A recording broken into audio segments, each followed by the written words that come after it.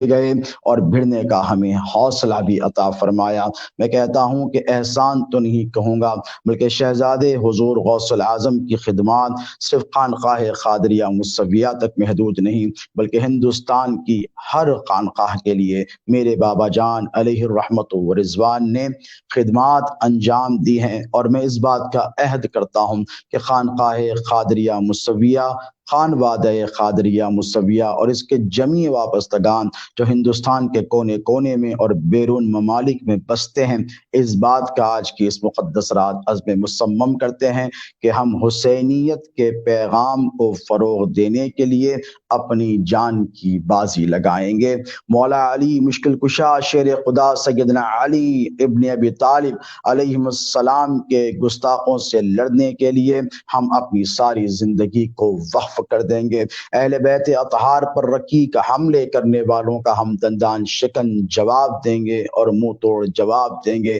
جہاں ہم حب رسول اور آل رسول کی شمعیں روشن کریں گے، وہیں ہم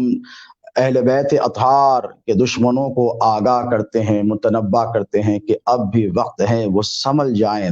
اس لیے کہ شہزادے حضور غوث العظم نے بظاہر اپنی آنکھیں ضرور بند کر لی ہیں، لیکن ان کا مشن جاری اور ساری رہے گا۔ جب جب مولا علی مشکل کشا یا اہل بیت یا پھر سادات کرام کی شان اقدس میں گستاخیاں کی جائیں گی، ہم اٹھ کھڑے ہوں گے، عواقب اور نتائج کی پرواہ کیے بغیر۔ امام علی مقام سیدنا امام حسین کی یہ اولاد سادات کرام کی ناموس کے تحفظ کے لیے آخری سانس تک آپ کا ساتھ دے گی۔ اللہ رب تبارک و تعالیٰ سے میں یہی دعا کرتا ہوں کہ مولا امام علی مقام سیدنا امام حسین علیہ السلام کے صدقے اور تصدق ہم کو، آپ کو، شہزاد حضور غوث العظم حضور والدی خطیب دکن سید کاظم پاشا قادری الموسوی الجیلانی قدس اللہ سرہ العزیز کی تعلیمات پر، ان کے مشن پر کار بند رہنے کا حوصلہ عطا فرمائے۔ دوستو، پچھلے چند دنوں سے سوشل میڈیا کے ذریعے بھی مسلسل ٹیلی فون کالز کے ذریعے مجھے ہندوستان ہی نہیں بلکہ بیرون ملک انٹرنیشنل لیول پر علماء کے، اسکالرز کے، سادات کرام کے، مشائخ اعظام کے، خانقاہی نمائندگان کے، محبین اور متوسلین کے مسلسل فون کالز آتے رہے۔ حضرت قبلہ گاہی کی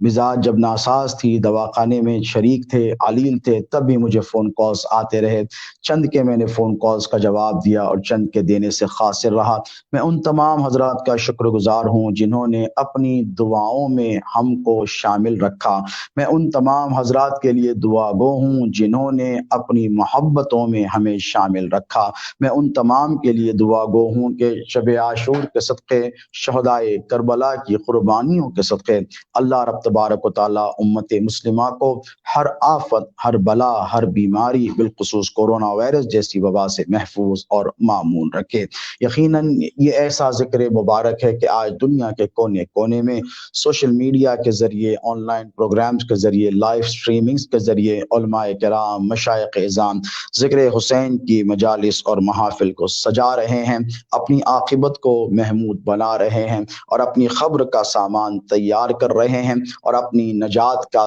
خزانہ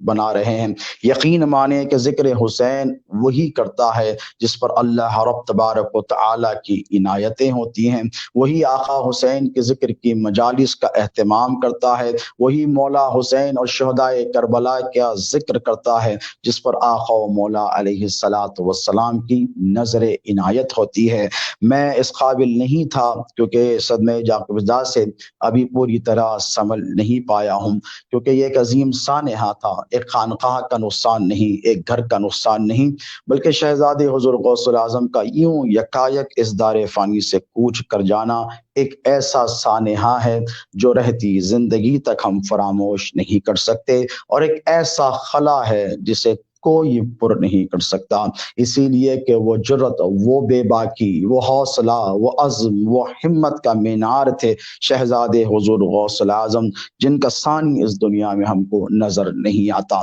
لیکن اللہ کا بڑا فضل ہے کہ ان کے خطابات، ان کی تحریرات، ان کی تقاریر، ان کی تعلیمات رہتی دنیا تک قائم اور دائم رہیں گی اور ہم اس پر عمل کرنے کی پوری کوشش کرتے رہیں گے۔ ممبئی کی سرزمین پر شہزادے حضور غوث اعظم نے کم و بیش 15 سال 13 روزہ ذکر شہادتی امام حسین کے جلسوں میں پابندی سے شرکت فرمائی۔ اپنی زندگی کا سارا سرمایہ آپ نے اہل بیت اطہار کی محبت پہ قربان کر دیا۔ مجھے پتا چلا خان بادے کے بزرگوں نے بتایا ہے کہ بچپن ہی کے ایام سے آپ واعظ و نصیحت فرمایا کرتے تھے، بلکہ 8 سال 9 سال کی عمر تھی کہ آپ کی دادی جان اللہ کی ان پر لاکھوں رحمتیں ہوں اپنے شہزادے کو مجلس واعظ میں جو 10 روزہ خانقاہ مصویہ میں منعقد ہوتی تھی اس میں بٹھایا کرتی تھی، اور تبھی سے وہ واعظ و نصیحت کیا کرتے تھے۔ اور انہی کا یہ پیغام تھا کہ بیٹا یاد رکھنا کہ سب کا غم دنیا فراموش کر دے گی، بیٹا باپ کو بھول جائے گا، باپ بیٹے کو بھول جائے گا، ماں اولاد کو بھول سکتی ہے اور بھول بھی جائے گی، فراموش کر دے گی، بھائی بھائی کی محبت کو بھول سکتا ہے، بھائی بھائی کی موت کو فراموش کر سکتا ہے، دنیا کا ہر رشتہ اپنے محبوب ترین اقربا اور اعزاء کے اس دنیا سے رخصت ہو جانے کے بعد چند دنوں، چند مہینوں یا پھر چند سالوں کے بعد اس غم کو فراموش کر دیتے ہیں۔ لیکن شہزادے غوث اعظم فرمایا کرتے تھے کہ بیٹا ایک غم حسین ہے جسے دنیا کبھی فراموش نہیں کر سکے گی، ایک غم حسین ہے جو کبھی بھلایا نہیں جائے گا، ایک غم حسین ہے جسے زندگی میں آپ کبھی بھول نہیں سکتے، فراموش نہیں کر سکتے۔ اور ارشاد فرمایا کرتے شہزادے حضور غوث اعظم کہ بیٹا یہی وہ غم حسین ہے جو ہمارا سرمایہ ہے، یہی وہ غم حسین ہے جو ہماری نجات کا ضامن ہے، یہی وہ غم حسین ہے جو لے کر ہم آقا و مولا علیہ السلام کی بارگاہ میں حاضر ہوں گے اور عرض کریں گے کہ یا رسول اللہ ہمارے نام اعمال میں کچھ نہیں ہے بلکہ ہمارے پاس آپ کی اہل بیت اور عطرت کی محبت ہے۔ اور بیٹا یاد رکھنا حضور فرمایا کرتے تھے پیر و مرشد کہ یہ محبت تمہارے کام آئے گی، کیونکہ دین کی اصل، ایمان کی اصل اہل بیت اطہار کی محبت ہے، اجر رسالت یہی ہے کہ اہل بیت اطہار سے محبت کی جائے۔ یہ اللہ کا بڑا ہم پر احسان ہے کہ مشائخ طریقت نے، علماء اہل سنت نے ہمارے قلوب میں اہل بیت اطہار کی محبت کو معجزن کیا ہے، ان کا ادب سکھایا ہے، ان کی محبت سکھائی ہے، اور اسی محبت کو اب اپنی سانسوں کے ساتھ قبر میں لے کر جائیں گے۔ اور یاد رکھیں یہی محبت ہمیں دنیا اور آخرت میں کامیاب اور کامران کرے گی۔ رہتی دنیا تک امام عالی مقام سیدنا امام حسین علیہ السلام کا ذکر چلتا رہے گا، اور صبح قیامت تک یہ ذکر مبارکہ کی محفلیں اور مجلسیں منعقد ہوتی رہیں گی۔ اللہ رب تبارک و تعالیٰ نے قرآن مجید میں اہل بیت اطہار کے متعلق، نبی کے گھر کے متعلق بے شمار آیات قرآنی نازل فرمائی ہے۔ اسی میں سے ایک آیت کی تلاوت کا میں نے شرف حاصل کیا۔ اللہ رب تبارک و تعالیٰ ارشاد فرماتا ہے انما یرید اللہ لیذھب عنکم الرجس اہل البیت ویطہرکم تطہیرا، کہ بے شک اللہ نے اے محبوب ارادہ کر لیا ہے کہ آپ کی اہل بیت سے ہر قسم کی گندگی کو دور رکھے گا، ان کو خوب صاف اور ستھرا رکھے گا، طاہر اور مطہر بنائے گا۔ تو یقیناً وہ ذوات قدسیاں احادیث مبارکہ سے تواتر کے ساتھ آئی ہیں کہ صحابہ نے بھی عرض کیا، حضرت ام سلمہ نے بھی پوچھا سلام اللہ علیہا کہ یا رسول اللہ آپ کی اہل بیت کون ہیں جنہیں آپ نے چادر تطہیر میں شامل فرمایا ہے؟ تو میرے نبی نے ارشاد فرمایا تھا وہ علی ہے، وہ فاطمہ ہے، وہ حسن ہیں اور وہ حسین ہیں۔ اور آقا و مولا علیہ السلام نے اپنے نواسوں کو اپنی طرف منسوب کیا ہے۔ دوستو وہ اس لیے کہ میرے اور آپ کے آقا پاک علیہ السلام کے شہزادگان یکے بعد دیگرے جو حضور کے شہزادگان تھے، جو حضور کی ازواج مطہرات سے تولد ہوئے تھے، اس دار فانی سے کوچ کر گئے۔ آقا پاک علیہ السلام کو کفاران قریش، مشرکین مکہ یہ تانا دیتے تھے نعوذ باللہ من ذالک کہ آپ ابتر ہیں، آپ کا کوئی وارث نہیں ہے، آپ کا کوئی جانشین نہیں ہے۔ تو میرے نبی مغموم رہا کرتے تھے، افسردہ رہا کرتے تھے، اس لیے کہ عرب کی سرزمین پر اگر کسی کا بیٹا نہیں ہوتا تو اسے بہت برا سمجھا جاتا تھا یا پھر برا کہا جاتا تھا۔ تو یقیناً بتقاضائے بشریت حضور پاک علیہ السلام کو بھی اس بات سے تکلیف ہوتی تھی کہ کوئی میرا جانشین نہیں، کوئی میرا بیٹا نہیں، میرا نبی صابر ہیں، میرے نبی شاکر ہیں، لیکن اللہ کے رسول علیہ الصلوۃ والسلام کو کہیں نہ کہیں یہ خیال ہوتا کہ میرا کوئی جانشین نہیں۔ ایسے وقت پر اللہ رب تبارک و تعالیٰ نے سورہ کوثر کو نازل فرمایا، انا آتینک الکوثر فصلی لربک وانحر انا شانئک هو الابتر، کہ اے محبوب بے شک ہم نے آپ کو کوثر عطا فرمایا۔ تو کوثر کی اولین تفسیر بن کر دنیا میں مفسرین کہتے ہیں کہ حضور پاک علیہ الصلوۃ والسلام کے شہزادے سیدنا امام حسن علیہ السلام اس دنیا میں تشریف لائے، اور اس کی دوسری تفسیر بن کر سید الشہداء سبط رسول اللہ سیدنا امام حسین علیہ السلام اس دار فانی میں تشریف لے کر آئے، اور آقا پاک علیہ الصلوۃ والسلام کو اس قدر مسرت اور خوشی ہوئی جس کا احادیث مبارکہ میں جا بجا ذکر ملتا ہے کہ ہر اولاد کا نام اس کے ماں باپ رکھتے ہیں، لیکن امام حسن اور امام حسین کا نام خود میرے نبی پاک علیہ الصلوۃ والسلام نے رکھا ہے، اور اس قدر محبت فرمائی ہے کہ دنیا میں کسی باپ نے یا کسی نانا نے اپنی اولاد سے اس قدر محبت نہیں کی ہے۔ ولادت طیبہ پر امام حسن کی ہو کہ امام حسین علیہ السلام کی ہو، آقا پاک علیہ الصلوۃ والسلام صحابہ کرام فرماتے ہیں کہ میرے آقا علیہ الصلوۃ والسلام حسنین کریمین کو نہ صرف اپنی زبان چسایا کرتے بلکہ ان کا لعاب دہن بھی چوسا کرتے تھے۔ اسی لیے تو میرے نبی نے فرمایا حسین منی و انا من الحسین، کہ حسین مجھ سے ہے اور میں حسین سے ہوں۔ یہ ترمذی شریف کی بڑی مشہور اور معروف حدیث مبارک ہے جو آپ حضرات نے سن رکھی ہے۔ ایسے بے شمار فضائل اور مناقب ہیں جو امام عالی مقام سیدنا امام حسین علیہ السلام اور سیدنا امام حسن علیہ السلام کے متعلق ہیں۔ میں کچھ بیک گراؤنڈ کی باتیں آپ حضرات کو بتا کر پھر ذکر شہادت کی طرف آؤں گا۔ اسی لیے آپ کو بیک گراؤنڈ کی باتیں بتانا میں ضروری سمجھتا ہوں کہ کچھ بعض ذمہ دار خانقاہوں کے ذمہ دار نمائندوں کی طرف سے بھی یہ باتیں سوشل میڈیا پر عام کی جا رہی ہیں۔ ناصبیت اور خارجیت تو تھی ہی، لیکن پتہ نہیں کہ کچھ حضرات کو کیا ہو گیا ہے کہ وہ بیک گراؤنڈ کی گفتگو کرتے پر آتے ہیں تو یزید کا بیک گراؤنڈ بیان کرتے ہیں، یزید کے خاندان کا بیک گراؤنڈ بیان کرتے ہیں، اس پر تو مدلل تاریخ کے حوالے دنیا کو پیش کرتے ہیں، لیکن جب سبط رسول اللہ کا معاملہ آتا ہے، اہل بیت نبوت کا معاملہ آتا ہے، حضور کے گھرانے کی باتیں آتی ہیں تو ان کی زبانیں گنگ ہو جاتی ہیں۔ پتہ نہیں کہ اہل بیت اطہار کا ذکر کرنے اور سنانے پر ان کو کیوں اعتراض ہوتا ہے۔ اس قسم کی باتیں آ رہی ہیں، میں کسی کا نام لینا نہیں چاہتا، لیکن پتہ آپ کو ہونا چاہیے کہ جس برگزیدہ ذات مبارکہ کا ہم ذکر کر رہے ہیں، جس کا ہم غم منا رہے ہیں، افسوس کی بات یہ ہے کہ جب کبھی ذکر حسین کی مجلس یا محفل کو منعقد کیا جاتا ہے تو عصر حاضر میں لوگ شیعت اور رافضیت کا اہل سنت پر لیبل لگا دیتے ہیں۔ دوستو خدا کی عزت کی قسم، اہل بیت اطہار کا ذکر مبارک کرنا یہ شیعوں اور رافضیوں کا طریقہ نہیں۔ اہل بیت اطہار کی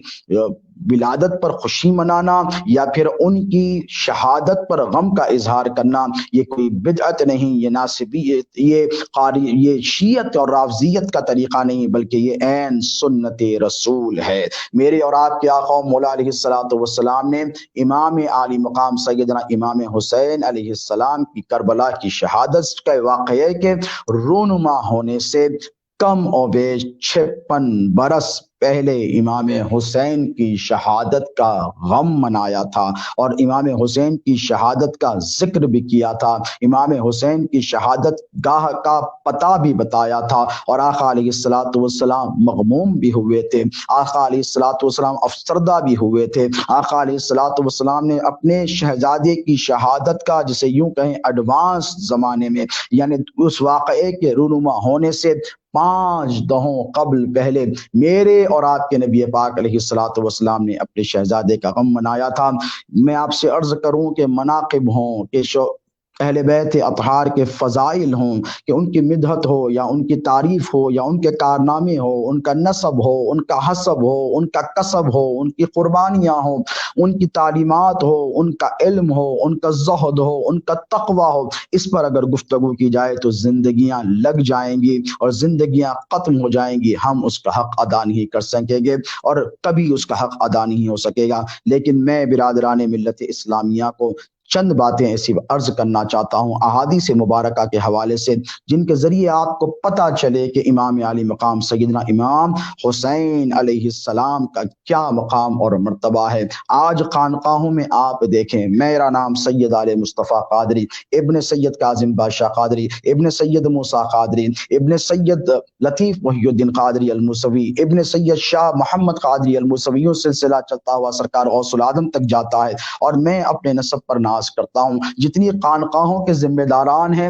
یہ سب اپنے نسب پر ناز کرتے ہیں، جتنے سادات کرام ہیں یہ سب اپنے نسب پر ناز کرتے ہیں، لیکن پتہ نہیں کہ ناسبیت اور خارجیت کو کیا تکلیف ہوتی ہے جب کوئی سید زادہ اپنے نسب پر، اپنی نسبت پر، اپنے خاندان پر، اپنے آباء و اجداد پر ناز کرتا ہے تو انہیں بڑی تکلیف ہو جاتی ہے، اور یہ کہتے ہیں کہ پدرم سلطان بود کب تک، تمہارا باپ بڑا تھا کب تک۔ میں کہتا ہوں کہ سادات کرام کو یہ حق ہے، سادات کرام کو یہ زیب دیتا ہے کہ وہ اپنے نسب پر ناز کریں، اسی لیے کہ یہی وہ نسب ہے، چاہے غوث العظم کی اولاد ہو، چاہے غریب نواز کی اولاد ہو، چاہے بندہ نواز کی اولاد ہو، چاہے کسی بھی ولی کامل سادات کرام سے چلنے والی خانقاہیں ہوں، یہی وہ نسب ہے جو قیامت تک نہیں بلکہ قیامت میں بھی قائم اور دائم رہے گا۔ ہر نسب ختم ہو جائے گا، کسی خان کا نسب باقی رہنے والا نہیں ہے، کسی پٹھان کا نسب باقی رہنے والا نہیں ہے، بنو عباس کا نسب باقی رہنے والا نہیں ہے، امویوں کا نسب باقی رہنے والا نہیں ہے۔ میں حدیث ایک مبارکہ کے حوالے سے کہہ رہا ہوں، کسی انصاری کا نسب باقی رہنے والا نہیں ہے، یاد رکھیں کسی صدیقی کا بھی نسب باقی رہنے والا نہیں ہے، کسی فاروقی کا بھی نسب باقی رہنے والا نہیں ہے، نسب باقی رہنے والا ہے، سلسلہ نسب باقی رہنے والا ہے تو صرف جناب محمد رسول اللہ صلی اللہ علیہ وسلم کا نسب باقی رہنے والا ہے، امام حسن علیہ السلام کی اولاد کا نسب باقی رہنے والا ہے، جن کی اولاد میں سرکار غوث العظم شاہ جیلان ہے، امام حسین علیہ السلام کی اولاد کا نسب باقی رہنے والا ہے، جن کی اولاد میں سرکار غریب نواز رضی اللہ تعالی عنہ ہے، جن کی اولاد میں امام عسکری ہیں، جن کی اولاد میں امام موسیٰ کاظم ہیں، جن کی اولاد میں امام علی رضا ہیں، جن کی اولاد میں امام تقی رضا ہیں، جن کی اولاد میں امام باقر ہیں، جن کی اولاد میں امام جعفر ہیں، جن کی اولاد میں امام زین العابدین ہیں سلام اللہ علیہم۔ تو یہ نسب سلسلہ باقی رہنے والا ہے، اسی لیے میں ہندوستان ہی نہیں بلکہ ساری دنیا کے سادات کو یہ پیغام دیتا ہوں کہ آپ اپنے نسب پر خوب ناز کریں، اللہ رب تبارک و تعالیٰ کا خوب شکر ادا کریں، اسی لیے کہ اللہ نے فرمایا ہے لئن شکرتم لازیدنکم، تم میری نعمتوں کو پر شکر ادا کرتے رہو میں تمہیں مزید عطا فرماتا رہوں گا۔ اور یاد رکھیں وَأَمَّا بِنِعْمَةِ رَبِّكَ فَحَدِّثْ کے مصداق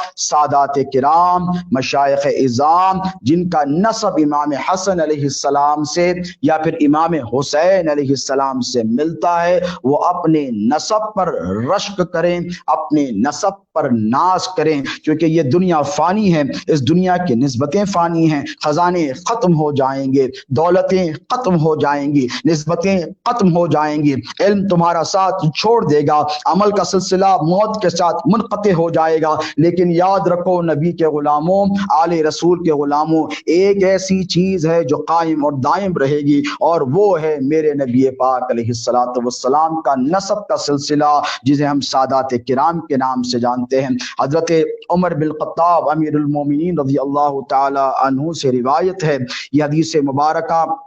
امام حاکم نے بھی نقل کی ہے، امام طبرانی بھی نقل کی ہے، اور اسے حسن کا درجہ دیا ہے۔ عن عمر بن الخطاب رضی اللہ تعالی عنہ قال سمعت رسول اللہ صلی اللہ تعالی علیہ وآلہ وسلم یقول کل سبب ونسب ينقطع یوم القیامت الا ما کان من سبب ونسب۔ میرے نبی نے ارشاد فرمایا ہے کہ سنا ہے آپ فرماتے ہیں کہ قیامت کے دن میرے حسب اور نسب کے سوا ہر سلسلے نسب منقطع ہو جائے گا۔ تو حضور پاک علیہ الصلوۃ والسلام کا حسب بھی باقی رہے گا اور میرے نبی پاک علیہ الصلوۃ والسلام کا نسب بھی باقی رہے گا، اور جب قیامت میں سارے سلسلے منقطع ہو جائیں گے، یہی وہ سادات کرام رہیں گے جو حسنین کریمین کی اولاد ہیں، انہی کا نسبی سلسلہ قائم اور دائم رہے گا، یہی آپ کے شفیع بن کر روز قیامت آئیں گے، اور سید الشہداء امام حسین علیہ السلام کا نسب باقی رہے گا، ان کا نسبی سلسلہ باقی رہے گا، ان کی نسبتیں باقی رہیں گی، اور یہی نسبتیں آپ کے اور ہمارے کام آنے والی ہیں۔ حسنین کریمین کے مقام و مرتبے کے متعلق دیکھیں، حضرت جابر رضی اللہ تعالی عنہ کی روایت ہے، امام حاکم نے، ابو یعلا نے، اور اس حدیث مبارکہ کو صحیح الاسناد کہا ہے۔ حدیث مبارک کچھ اس طرح ہے، ان جابر رضی اللہ تعالی عنہ قال رسول اللہ صلی اللہ علیہ وسلم لکل بنی ام عصبۃ ینتمون الیہم الا ابن فاطمہ فانا ولیہما وعصبتہما۔ حضرت جابر سے روایت ہے، یا آقا علیہ الصلوۃ والسلام نے ارشاد فرمایا، ہر ماں کے بیٹوں کا آبائی خاندان ہوتا ہے جس کی طرف وہ منسوب ہوتے ہیں، یعنی ہر ماں کی جو اولاد ہوتی ہے وہ اپنے باپ کی طرف منسوب ہوتی ہے۔ حضور نے فرمایا سوائے فاطمہ کے بیٹوں کے، پس میں ہی ان کا ولی ہوں اور میں ہی ان کا نسب ہوں۔ اللہ اکبر۔ دنیا فانی میں کسی کو یہ شرف، یہ نسبت حاصل نہیں ہوا جو حسنین کریمین کو ہوا ہے رضی اللہ تعالی عنہما سلام اللہ علیہما، کہ اللہ کے رسول علیہ الصلوۃ والسلام نے ارشاد فرمایا کہ میں ہی ان کا والی ہوں، میں ہی ان کا نسب ہوں، یہی میرے بیٹے ہیں۔ تو یقیناً اللہ رب تبارک و تعالیٰ نے ان کو بڑا اسپیشل بنایا ہے، بڑا سگنیفیکنٹ بنایا ہے، بڑا پرومیننٹ بنایا ہے، اسی لیے کہ نہ امام حسن کے جیسا اس دار فانی میں کوئی آیا ہے، نہ امام حسین علیہ السلام کی طرح اس دار فانی میں کوئی آیا ہے۔ اور ایک روایت آتی ہے جو حضرت سیدنا امیر المومنین حضرت عمر رضی اللہ تعالیٰ عنہ سے روایت ہے کہ حضور پاک علیہ الصلوۃ والسلام نے ارشاد فرمایا کہ ہر اولاد کا نسب اپنے باپ کی طرف ہوتا ہے سوا فاطمہ کے، کیونکہ میں ہی ان کا نسب اور میں ہی ان کا باپ ہوں۔ یہاں پر الفاظ باپ کے آئے ہیں، دیکھیں آپ، حضور پاک علیہ الصلوۃ والسلام نے ارشاد فرمایا سمعت رسول اللہ قال عمر رضی اللہ تعالی عنہ قال سمعت رسول اللہ صلی اللہ علیہ وسلم یقول کل بنی انثى فإن اصبتهم لأبيهم ما قلا بني فاطمة فإني انا اصبتهم وانا ابوهم، یہاں پر ابوهم کا لفظ آیا ہے، اور آقا علیہ الصلوۃ والسلام نے اپنی بیٹی سیدہ کائنات کے بیٹوں کو اپنا بیٹا کہا ہے، اور ان کے متعلق فرمایا ہے کہ میں ان کا باپ ہوں۔ یہ ایسی بے شمار فضیلتیں اہل بیت اطہار کی ہیں دوستو، جن کا ذکر جا بجا آپ کو احادیث مبارکہ میں ملتا ہے، لیکن افسوس کی بات یہ ہے کہ ان سب عظمتوں اور فضیلتوں کو جاننے کے باوجود بھی کچھ لوگ دنیا میں آج بھی ایسے موجود ہیں جو یزیدی کردار عطا کر رہے ہیں، کچھ لوگ ایسے آج بھی اس دنیا میں موجود ہیں جنہیں امام حسن علیہ السلام سے بغض و عناد ہے، جنہیں امام حسین علیہ السلام سے بغض و عناد ہے۔ ایسے لوگ اس دنیا میں آج بھی کلمہ گو ہیں جو کلمہ پڑھ کر آپ کے ساتھ آپ کی مسجدوں میں آپ کے ساتھ شانہ بشانہ نمازیں ادا کرتے ہیں۔ کچھ ایسے بھی موجود ہیں، شہزادے حضور غوث العظم پر اللہ رب تبارک و تعالیٰ کی لاکھوں کروڑوں رحمتیں ہوں، میرے والد بزرگوار شہزادے غوث العظم علیہ الرحمت و رضوان ارشاد فرمایا کرتے تھے کہ اس دور میں خارجیت اور ناصبیت کو پہچاننا بہت مشکل ہے، اسی لیے کہ پہلے جو خارجی ہوتا تھا اور پہلے کا جو ناصبی ہوتا تھا، شہزادے غوث العظم کے ارشادات میں ہیں کہ وہ پہلے سلام پر جھگڑا کرتا تو پتہ چل جاتا کہ یہ خارجی اور ناصبی ہے، فاتحہ کے نام پر جھگڑا کرتا تو پتہ چل جاتا کہ یہ خارجی اور ناصبی ہے، دیگر اہل سنت کے جو مراسم اور امور ہیں اس پر جھگڑا کرتا تو سمجھ میں آ جاتا، ہم اس کی نشاندہی کر لیتے، تفریق کر لے سکتے، ڈفرینشیٹ کر سکتے کہ یہ خارجی ہے یا پھر یہ ناصبی ہے۔ لیکن آج کے اس دور میں شہزادے حضور غوث العظم ارشاد فرمایا کرتے تھے کہ تمہارے ساتھ تمہاری صفوں میں خارجیت، اہل سنت کی صفوں میں ناصبیت داخل ہو گئی ہے، یہ آپ کے ساتھ سلام بھی پڑھ رہے ہیں، یہ آپ کے ساتھ 12ویں کا لنگر بھی کر رہے ہیں، یہ آپ کے ساتھ محفل سما میں بھی بیٹھ رہے ہیں، یہ آپ کے ساتھ 12ویں کے جلوس जुलूस में भी आ रहे हैं, मीलाद का जुलूस भी निकाल रहे हैं, गौसे आजम के नाम का लंगर भी चला रहे हैं, ये आपके साथ इसमें घुल मिल गए हैं, इस कदर कल्प मल्त हो गया है कि आम सादा लोग मुसलमान को खारिजियत और नासिबियत की पहचान दुश्वार हो गई है। लेकिन कुर्बान जाएं, अल्लाह की रहमतें हों, शहजादे हुजूर गौसुल आजम पर इरशाद फरमाया कि आज के इस दौर में या उस दौर में भी खारिजियत और नासिबियत को पहचानना होता तो मौला अली मुश्किल कुशा का जिक्र मुबारक किया जाता, और जब अली का नाम लिया जाता तो इनके चेहरे उतर जाते और हदीस मुबारक की रूह से हम इन्हें पहचान लेते कि ये खारिजी हैं, ये नासिबी हैं, ये नबी के और अली के घर वालों के दुश्मन हैं। तो आज के इस दौर में किसी खानकाह के एक जिम्मेदार शख्स ने बड़ी प्यारी बात की। हजरत सैयद शाह हैदर वलीउल्लाह कादरी रहिमहुल्लाह, जो हुजूर पिराने पीर गौसुल आजम दस्तगीर की औलाद अमजाद में हैं, जो महाराष्ट्र पे रहते हैं, उन्होंने एक मुख्तसर बयान जारी फरमाया था। सैयद शाह हैदर वलीउल्लाह कादरी ने, मेरे बड़े भाई हैं, अल्लाह रब तबारक व तआला उन्हें सलामत रखे, उन्होंने फरमाया था बड़ी प्यारी बात कि उस दौर में सहाबा किराम का ये तरीका था कि खारिजियत और नासिबियत को पहचानने के लिए मौला अली मुश्किल कुशा शेर खुदा का नाम लेते थे। इस खानकाह 500 साल 5 सदी पुरानी खानकाह के गौसुल आजम की औलाद अमजाद मुस्तनद घराने के सज्जादा नशीन ने अपने सोशल मीडिया के बयान में ये इरशाद फरमाया है, अल्लाह उन्हें सलामत रखे, उन्होंने कहा कि सहाबा अली का नाम लेते और जान लेते कि कौन मुनाफिक है और कौन साहिब ईमान है, और वो फरमाते हैं कि इस दौर में हम शहजादे हुजूर गौसुल आजम अल्लामा सैयद काजिम पाशा कादरी अल मूसवी का किसी महफिल में नाम लेते, चेहरे हशाश होते, खिल जाते तो हम समझते कि ये अहले बैत का चाहने वाला है, और अगर उनके चेहरे उतर जाते तो हम समझ जाते कि ये नासिबी और खारिजी है। तो एक ऐसी पहचान शहजादे हुजूर गौसुल आजम के नाम ने, उनकी निस्बत ने हमको अता फरमाई है। क्यों ना हो कि अली के नाम पर लड़ना, अली के नाम पर मर मिट जाना, अहले बैत अतार पर अपना सब कुछ कुर्बान कर जाना, ये सब के बस की बात नहीं है दोस्तों। 22,000 के लश्कर जर्रार में से एक सिर्फ हजरत हुर्र रज़ियल्लाहु ताला अन्हु इमाम हुसैन के पास आए थे, और एक खत लिखा तो हजरत हबीब इब्ने मुज़ाहिर आए थे। इसके अलावा उन 72 नफूस क़ुदसिया पर कुर्बान होने वाला कोई नहीं था। आप तनासुब न देखें, ये मत देखें कि कौन सी तंजीम के साथ कितने लोग जुड़े हुए हैं, फला दावत के साथ इतने लोग हैं, फला तंजीम के साथ इतने लोग हैं, फला ऑर्गेनाइजेशन के साथ कसरत है। याद रखना, कभी भी याद रखें, आप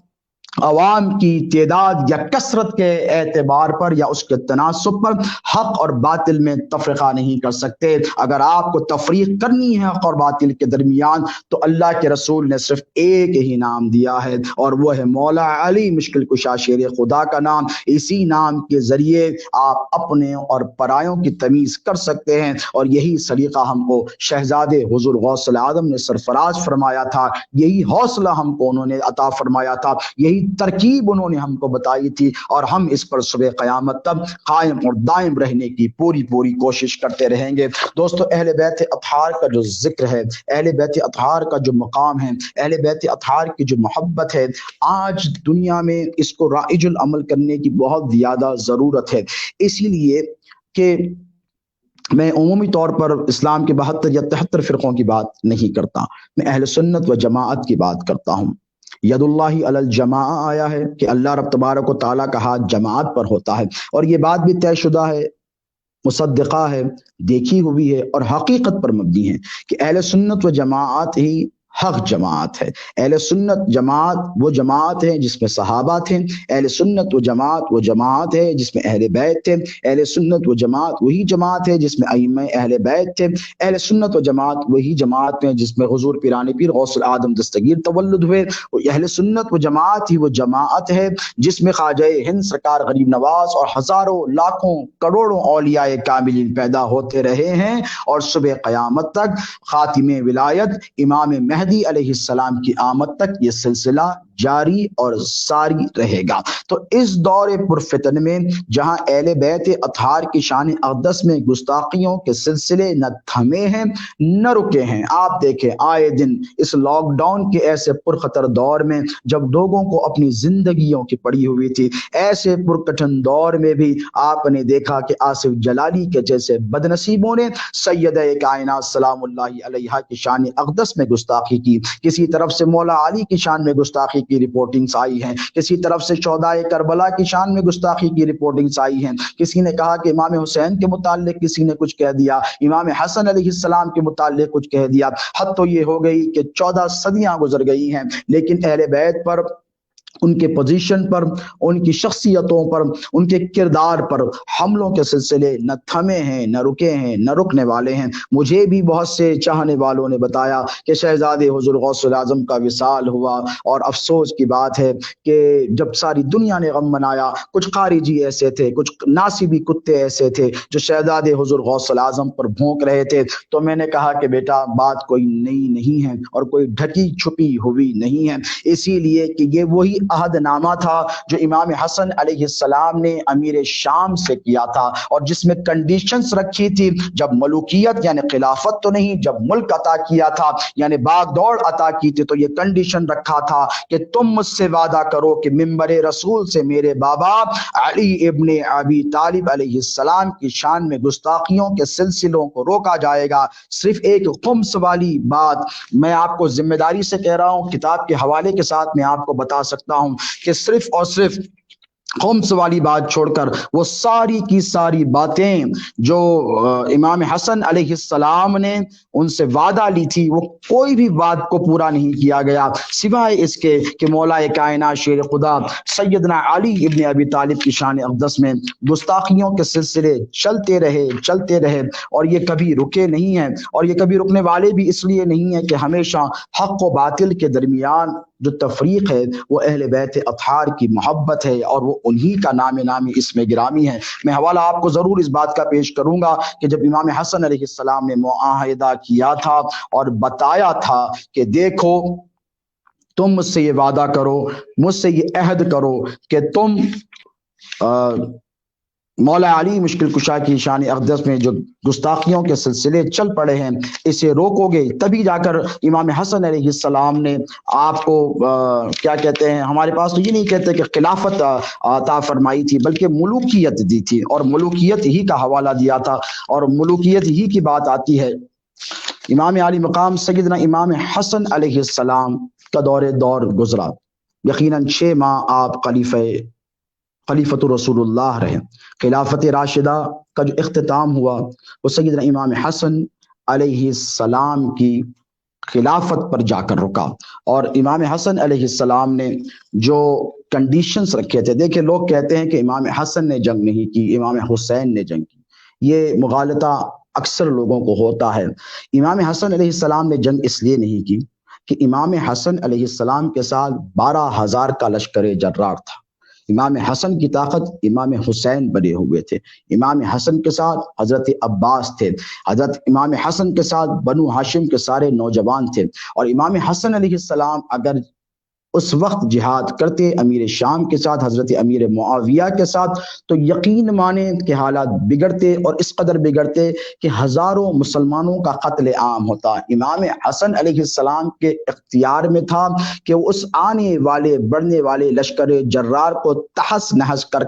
ختم کر دے سکتے. امام حسن کا ہاتھ اوپر تھا, امام حسن نے صرف یہ چاہا کہ میرے نانا جان کا یہ ارشاد مبارک ہے کہ میرا یہ بیٹا حسن مسلمانوں کے 2 گروہوں کے درمیان میرا یہ بیٹا صلح کرائے گا. تو وہ جو نانا جان کا ارشاد تھا 14 صدیوں بعد آپ کو ہم کو پتا ہے, 14 صدیوں کے بعد مولوی ملا یہ چلا کر کہتے ہیں کہ امام حسن علیہ السلام کے متعلق آقا علیہ السلام نے فرمایا تھا کہ 2 مسلمانوں کے گروہ کے درمیان میرا بیٹا صلح قائم کرے گا. تو کیا امام حسن علیہ السلام کو پتا نہیں تھا؟ امام علی مقام سیدنا امام حسن علیہ السلام کے سامنے, ان کی نگاہوں کے سامنے وہ ساری باتیں تھی, احادیث مبارکہ تھی, لیکن چند کنڈیشنز پر امام حسن علیہ السلام نے صلح کی, اور وہ صرف اس لیے کہ اگر امام حسن چلے جاتے تو پھر کوئی نہیں بچتا. اور امام حسین کربلا میں اس لیے تشریف لے کر گئے کہ امام حسین اپنی جان قربان کرنے کے لیے گئے تھے, ان کے ساتھ کوئی نہیں تھا. 72 کا مقابلہ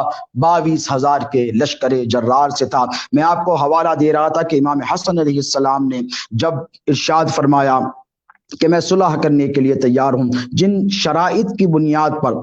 حضرت معاویہ بن ابی سفیان کو حکومت سپرد کی تھی امام حسن علیہ السلام نے، ان کی پوری تفصیلات شروع احادیث اور کتب تاریخ میں موجود ہے۔ مثلا پہلی یہ تھی کہ اللہ کے رسول علیہ الصلوۃ والسلام کے جانشین نے فرمایا تھا کہ رسول اللہ کی سنت اور خلفائے راشدین کے طریقے کے مطابق تم نظام حکومت قائم کرو گے۔ یہ امام حسن علیہ السلام نے حضرت امیر معاویہ کو کہا تھا، اور کہا تھا کہ اے معاویہ، اپنے بعد کسی کو جانشین تم مقرر نہیں کرو گے، بلکہ امت کو خلیفہ کے انتخاب کے لیے شورا پر چھوڑ دیا جاؤ گے۔ وشاورہم فی الامر، جیسے قرآن مجید میں آیا ہے کہ شورا پر چھوڑ دیا جائے گا اور وہ ڈیسائیڈ کریں گے کہ کس کو رکھنا ہے۔ اور اس کے بعد ارشاد فرمایا تھا کہ سیدنا علی ابن ابی طالب کی جماعت کے لوگ جو صلح کے بعد ہتھیار ڈال چکے ہیں، ان کے خلاف کسی قسم کی انتقامی کارروائی نہیں کی جائے گی۔ یہ بھی ایک کنڈیشنز رکھی گئی تھی۔ پھر ارشاد فرمایا تھا کہ آل محمد کے لیے خمس، مال غنیمت کا جو 5واں حصہ ہے، جو اللہ تعالیٰ نے قرآن میں مقرر کیا ہے، بدستور عبد المطلب کو،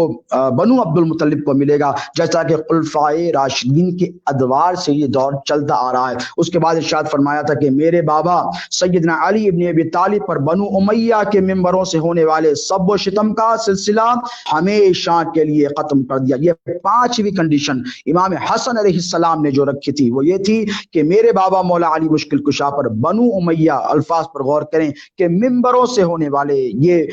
چوراہوں پر یا سہراہوں پر یا گلی اور کوچوں یا سڑکوں پر میدانوں میں نہیں، ممبر رسول پر سے ہونے والے سب و شتم کا سلسلہ ہمیشہ کے لیے ختم کر دیا جائے گا، وغیرہ وغیرہ۔ الاستیعاب ابن عبد البر میں ہے، الاصابہ میں یہ روایت موجود ہے، البدایہ والنہایہ میں یہ روایت موجود ہے، علامہ ابن کثیر نے فتح الباری میں یہ روایت موجود ہے۔ ایسی ہی بہت ساری احادیث کی کتابوں میں یہ روایت موجود ہے کہ امام حسن علیہ السلام نے کیا شرائط پر صلح قائم کی تھی دوستو۔ اس کے بعد پھر آپ کو تو پتہ ہے کہ مولا علی مشکل کشا شیر خدا سیدنا علی علیہ السلام کے ساتھ کیا معاملے پیش ہوئے۔ آج اگر کوئی میرے بابا شہزادے حضور غوث العظم کی شان اقدس میں گستاخی کرتا ہے تو سیدنا امام حسن علیہ السلام نے صلح نامے پر جو شرائط رکھے تھے اس میں یہی تھا کہ میرے بابا کی شان میں گستاخی نہ کی جائے، اور اگر علی کی اولاد کو گالی دی جاتی ہے تو میں کہوں گا کہ یہ تو 14 صدیوں سے یہ سلسلہ چلا آ رہا ہے، اور سادات کرام یزید کی تلوار سے نہیں ڈرے۔ میرے پیر و مرشد شہزادے حضور غوث العظم اکثر یہ ارشاد فرمایا کرتے تھے کہ ہم سید ہیں، ارشاد فرماتے تھے شہزادے غوث العظم کہ ہم سید ہیں، یزید کی تلوار ہمیں ختم نہیں کر سکی تو مولوی کا قلم ہمیں کب ختم کرے گا۔ یہ سنہری الفاظ شہزادے حضور غوث العظم کے تھے۔ تو ہمیں کسی مولوی یا پھر کسی خود ساختہ مولوی، میں مولوی تو نہیں کروں گا، خود ساختہ ملا اور مولویوں سے ڈرنے کی ضرورت نہیں ہے۔ سادات کرام کو یقین جانے کہ کل بھی مولا کائنات شیر خدا کی حمایت آپ کے اور ہمارے ساتھ سلامت تھی، اور صبح قیامت تک یہ سلسلہ چلتا رہے گا۔ تو دوستو اس قسم کے جو قصے آج کل رونما ہو رہے ہیں اہل بیت اطہار کے حوالے سے یا پھر سادات کرام کی گستاخی کے حوالے سے، تو میں آپ سے عرض کروں کہ اس پر آپ قطعی توجہ نہ دیں، اسی لیے کہ یہ سلسلہ رکنے والا نہیں ہے۔ کربلا کے سرزمین پر یزید کا فیصلہ، امام حسین علیہ السلام نے ایک ایسی جنگ لڑی، دنیا کہتی ہے کہ سر کٹا کر امام حسین جنگ جیت گئے۔ یہ دنیا کی ایک عجیب و غریب جنگ تھی جس نے نظام جنگ و جدال کو الٹ اور پلٹ کر رکھ دیا۔ یعنی ہوتا یہ ہے کہ جو مر جائے، جو شہید ہو جائے، وہ جنگ ہار جاتا ہے، لیکن میرے حسین نے ایسی جنگ لڑی کہ آج تک امام حسین علیہ السلام کا نام زندہ ہے، ان کا مشن زندہ ہے، ان کی تعلیمات زندہ ہے۔ یزیدیت ختم ہو گئی لیکن یزید کا نام لینے والا کوئی باقی نہیں رہا، لیکن یاد رکھیں کہ امام حسین کا نام نامی اسم گرامی اور ان کی تعلیمات کل بھی زندہ تھی، آج بھی زندہ ہیں، اور صبح قیامت تک یہ زندہ اور تابندہ رہیں گی۔ اللہ کے رسول علیہ الصلوۃ والسلام نے اپنے ان شہزادوں کو کا جو مقام اور رتبہ اپنی زبان اقدس سے بیان فرمایا ہے، اس کے باوجود بھی کچھ ایسے بدنصیب ہیں جو اس مقام اور اس رتبے اور اس پوزیشن کا انکار کرتے ہیں۔ یہ ان کی بدنصیبی ہے، اور یہ اہل سنت و جماعت یعنی ہم جس میں موجود ہیں، یہ ان کی خوش نصیبی ہے کہ ہم اہل بیت اطہار سے محبت کرتے تھے، کرتے ہیں اور کرتے رہیں گے۔ اللہ کے رسول علیہ الصلوۃ والسلام نے امام حسن اور امام حسین کو نوجوانان جنت کا سردار بتایا ہے، اور یہاں پر بھی اکثر و بیشتر بعض لوگوں کو مغالطہ ہو جاتا ہے۔ جیسا باب العلم کی حدیث لائی جاتی ہے تو کہا جاتا ہے کہ اس کی کنڈی کوئی ہے، اس کا چھت کوئی ہے، حالانکہ ایسی کوئی روایت موجود نہیں ہے۔ انا مدینۃ العلم علی ان بابوہا والی حدیث تو بڑی مشہور ہے، معروف ہے، صوفیاء کرام نے لکھی ہے، محدثین کرام نے بتائی ہے، لیکن کبھی کوئی کنڈی کہتا ہے، کبھی کوئی چوکھٹ کہتا ہے، تو آپ غور و فکر سے سنیں کہ جو نوجوانان جنت کے سردار ہیں، اس کے متعلق بھی اکثر و بیشتر یہ کہا جاتا ہے کہ حسن اور حسین نوجوانان جنت کے سردار ہیں۔ اس مغالطے کا، اس کنفیوژن کا جواب شہزادے حضور غوث الاعظم نے میرے والد بزرگوار خطیب دکن علیہ رحمۃ اللہ رضوان نے اپنے خطاب کے دوران فرمایا تھا کہ لوگ یہ کہتے ہیں کہ نوجوانان جنت کے سردار امام حسن اور امام حسین ہیں اور ضعیفوں کے کوئی اور ہے، تو مزاح کے طور پہ شہزادے غوث الاعظم فرماتے تھے کہ جنت میں کوئی بوڑھا رہنے والا نہیں ہے، اس لیے کہ یہ اللہ کے رسول علیہ الصلوۃ والسلام کی حدیث مبارکہ سے ثابت ہے کہ ایک مرتبہ ایک بوڑھی عورت حضور کے پاس بھاگی آئی، حدیث مبارکہ کے الفاظ ہیں، اور آ کر کہنے لگی یا رسول اللہ غضب ہو گیا۔ حضور نے کہا کہ کیا ہو گیا مائی؟ تو کہنے لگی یا رسول اللہ مجھے بتایا گیا ہے کہ جنت میں بوڑھے نہیں جائیں گے، میں تو بوڑھی ہوں اور میں نے آپ پر ایمان لایا ہے، میں نے آپ کا کلمہ پڑھا ہے، میں نے اللہ کی وحدانیت کی شہادت دی ہے، میں نے آپ کو رسول مانا ہے، میں نے قرآن پر، ملائکہ پر، رسولوں پر ایمان لایا ہے، یا رسول اللہ پھر میرا کیا ہوگا؟ تو حضور مسکرائے، کیونکہ میرے نبی کی عادت کریمہ تھی کہ حضور کبھی کبھی ہلکا مزاح فرمایا کرتے تھے۔ مسکرا کر کہا کہ اے مائی، تو نے صحیح سنا ہے کہ جنت میں بوڑھے نہیں جائیں گے۔ اس کی پریشانی اور بڑھ گئی، وہ صحابیہ تھیں، ان کی پریشانی اور بڑھ گئی اور پریشان ہو گئی، تو حضور سے رہا نہیں گیا، مسکرا کر کہا فکر نہ کرو، جنت میں کوئی بوڑھا نہیں جائے گا، کیونکہ ذوف اور بڑھاپا کمزوری کی علامت ہے۔ جنت میں جو جائے گا وہ عفوان شباب میں جائے گا، وہ جوان ہو کر جائے گا، تو وہ اس کی جان میں جان آئی۔ تو حضور پاک علیہ الصلوۃ والسلام کی بڑی مشہور اور معروف حدیث مبارک ہے، یہ ترمذی شریف کی بڑی مشہور حدیث ہے، حدیث حسن سے کہا گیا ہے، ان حذیفہ رضی اللہ تعالی عنہ قال قال رسول اللہ صلی اللہ تعالی علیہ وآلہ وسلم ان هذا ملک لم ينزل الارض قط قبل هذه الليلة استزان ربه ان يسلم علي ويبشرني بأن فاطمة سيدة النساء أهل الجنة وأن الحسن والحسین سیدہ شباب اہل الجنہ۔ حضرت حذیفہ روایت کرتے ہیں کہ حضور پاک نے فرمایا کہ ایک فرشتہ جو اس رات سے پہلے کبھی زمین پر نہیں اترا تھا، اپنے پروردگار سے اجازت مانگی اور مجھے سلام کیا اور مجھے یہ خوشخبری دے کر گیا کہ فاطمہ میری بیٹی اہل جنت کی تمام عورتوں کی سردار ہیں۔ دیکھیں یہاں تمام عورتوں کی سردار ہے کا لفظ آیا، اور حسن اور حسین جنت کے تمام جوانوں کے سردار ہیں۔ تو یاد رکھیں کہ جس کسی کو جنت میں جانا ہے اسے سردار کا وفادار بن کر جانا ہے۔ حسنین کریمین کا وفادار ہی جنت میں جائے گا، اور ان کی اولاد سے محبت کرنے والا ہی جنت میں جائے گا۔ اور یہاں پر اکثر و بیشتر آج کل یہ بھی بڑا فتنہ چل پڑا ہے کہ لوگ کہتے ہیں کہ کوئی اور فضیلت والے ہیں، کوئی اور فضیلت والے۔ ہم اہل سنت و جماعت ہیں، ہم صوفیاء کرام کے مشن پر عمل کرنے والے ہیں، ہم شہزادے حضور غوث الاعظم کی تعلیمات پر عمل کرنے والے لوگ ہیں، ہم ان کے مشن پر چلنے والے لوگ ہیں۔ ہم ان جھگڑوں میں نہیں پڑتے کہ کون بڑا ہے کہ کون چھوٹا ہے۔ بقول کسی نے کہا تھا کہ کعبہ نہ صحیح، طیبہ نہ صحیح افضل، مکہ ہی بڑا زاہد۔ ہم عشق کے بندے ہیں، کیوں بات بڑائی ہے؟ یہ خانقاہی لوگوں کا طریقہ نہیں ہے کہ ہم کسی کو نیچا گرائیں، لیکن یاد رکھیں کہ جنہیں مصطفیٰ نے خود بلندی عطا فرمائی ہے، جن کے مقام، جن کے رتبے، جن کی عظمت، جن کی شوکت، جن کی شان، جن کی رفعت کا ذکر خود میرے آقا علیہ الصلوۃ والسلام نے فرمایا ہے، اگر ان کی شان گھٹانے کی کوشش کی جائے تو اہل خانقاہ کبھی خاموش بیٹھنے والے نہیں ہیں، اور اہل خانقاہ کسی بھی مدرسے کے مکار مولوی کو اس بات کی اجازت کبھی نہیں دیں گے کہ وہ مولا علی مشکل کشا شیر خدا علیہ الصلوۃ والسلام کی شان گھٹانے کی کوشش کریں۔ اسی لیے کہ یہ حدیث مبارک خود امیر المومنین سیدنا عمر الفاروق رضی اللہ تعالی عنہ سے مروی ہے، اسے امام حاکم نے بیان کیا ہے، ان عمر انه دخل علی فاطمة بنت رسول اللہ فقال یا فاطمة والله ما رأيت احدا احب الی رسول اللہ منك والله ما كان احد من الناس بعد ابیک احب الی منك۔ حضرت عمر بن خطاب امیر المومنین، یہ ہے عقیدہ اہل سنت وہ نہیں ہے جو آج کا مولوی یا ملا بیان کرتا ہے، وہ نہیں ہے جو علی کا بغض رکھنے والا بیان، وہ نہیں ہے جو امام حسین علیہ السلام کے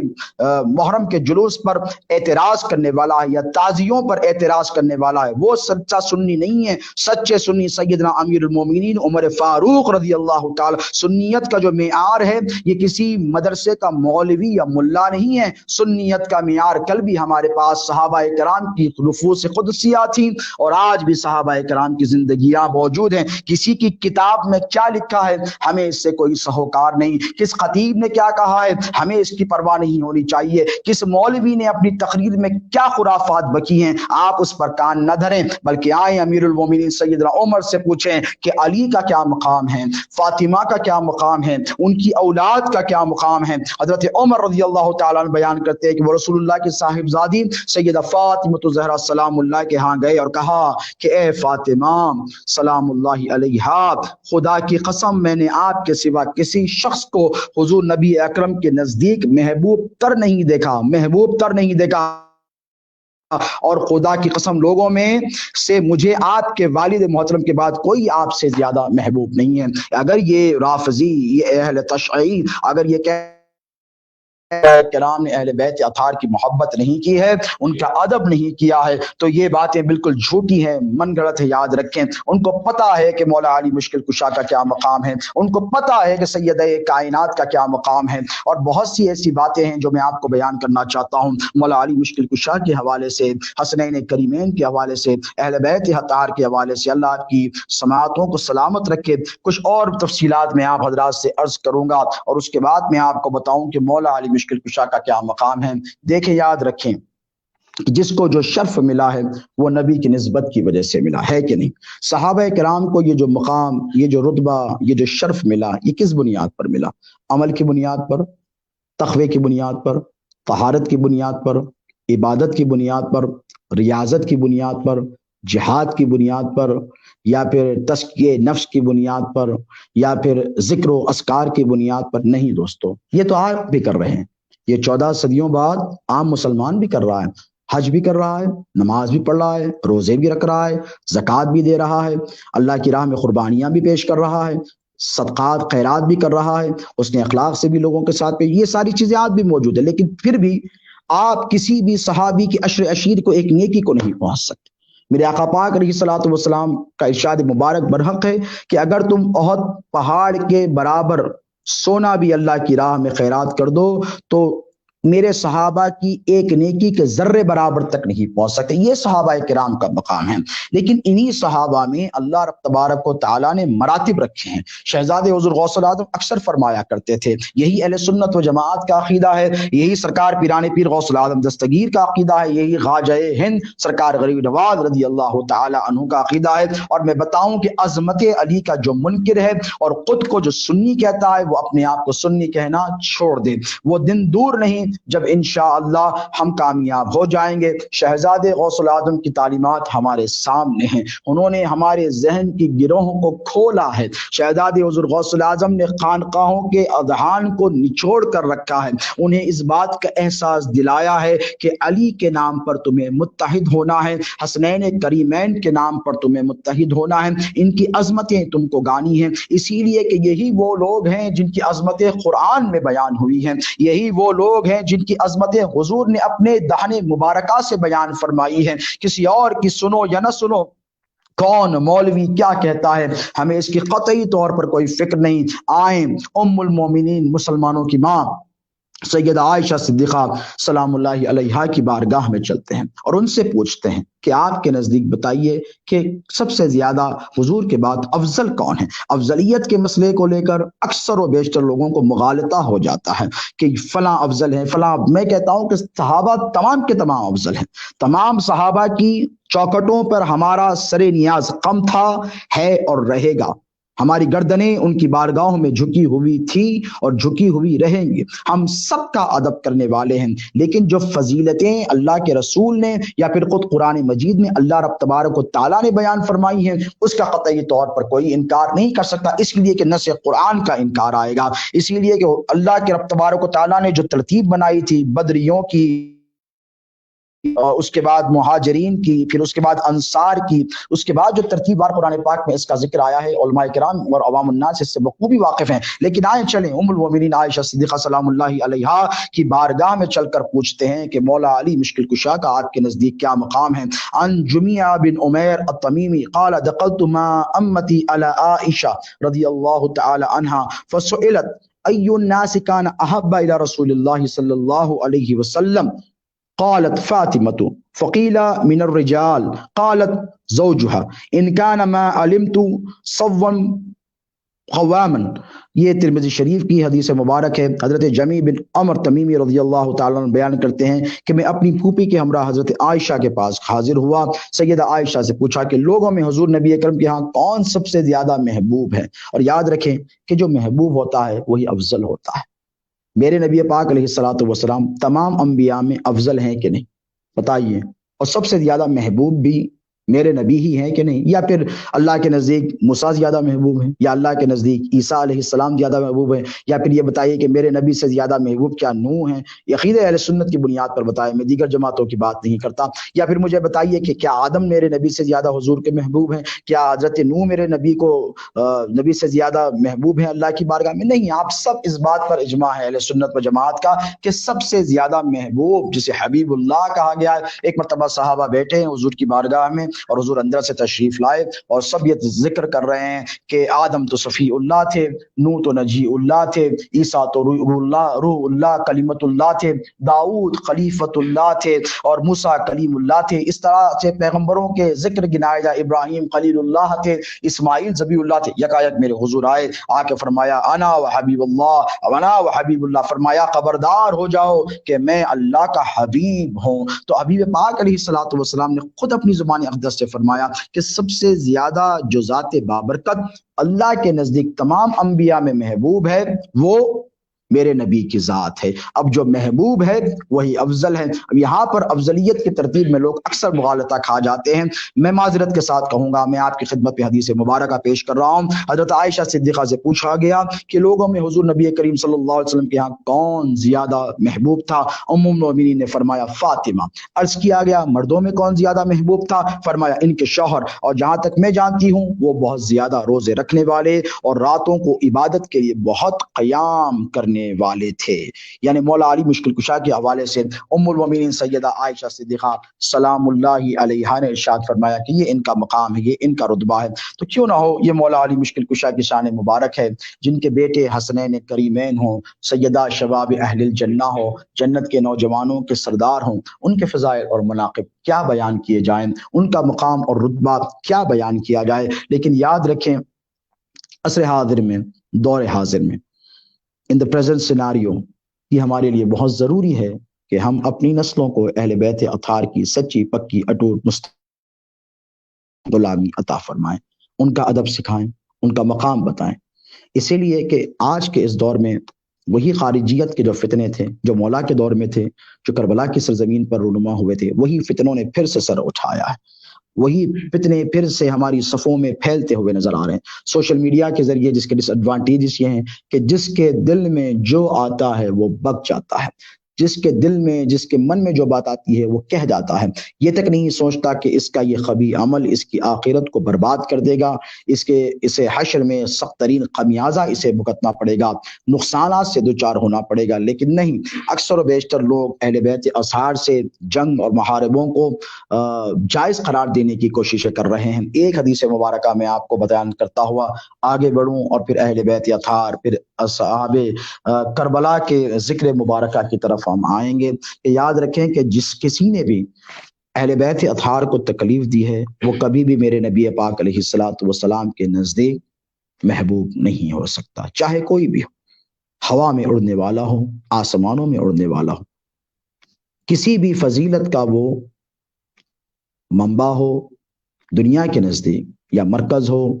یا کسی بھی عمارت پر وہ فائز ہو، کسی بھی مقام پر ہو، لیکن اہل بیت سے بغض، اہل بیت سے اناد، اہل بیت سے دشمنی، اہل بیت سے کدورت یا پھر ان کی شان اقدس میں گستاخی کرنے والا، یہ بات آپ طے مان کر چلیں، یہ حق ہے اور یہ ایمان ہے کہ اہل بیت سے محبت کرنے والا کبھی بھی میرے نبی پاک علیہ الصلوۃ والسلام کے قریب نہیں ہو سکتا۔ ان زید بن ارقم رضی اللہ تعالی عنہ ان رسول اللہ صلی اللہ علیہ وآلہ وسلم قال لعلی وفاطمة والحسن والحسین انا حرب لمن حاربتم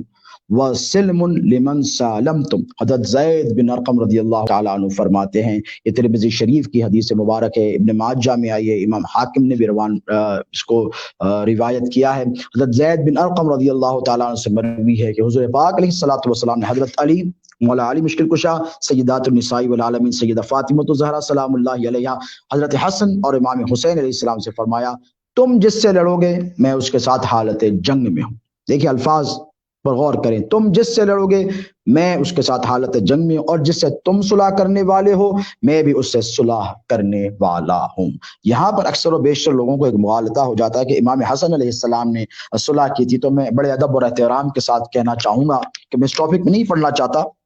لیکن حقائق آپ حضرات کے سامنے بیان کر دوں کہ یہاں پر مولا علی مشکل کشا کی ذات بابرکت کا ہوئی شامل کیا گیا کہ علی، فاطمہ، حسن، حسین، تم جس سے لڑو گے میں اس کے ساتھ جنگ کروں گا، تم جس سے صلح کرو گے میں اس سے صلح کروں گا۔ میں تفصیلات میں نہیں جاؤں گا، اللہ نے آپ کو ذہین بنایا ہے، آپ خود اس پر غور و فکر کر لیں تو آپ کو ہی نتیجے آپ کی نگاہوں کے سامنے آ جائیں گے۔ پھر دوستو، اہل بیت اطہار کے ساتھ ہونے والے مظالم آپ کی نگاہوں کے سامنے ہیں، اور یہ سلسلہ ہنوز جاری ہے اور صبح قیامت تک جاری اور ساری رہے گا۔ یہ تو کرم ہے سرکار پیران پیر شاہ بغداد رضی اللہ تعالی عنہ کا کہ شہزادے حضور غوث الاعظم اکثر میرے والد بزرگوار علیہ رحمت اللہ ارشاد فرمایا کرتے تھے کہ بیٹا یہ سرکار پیران پیر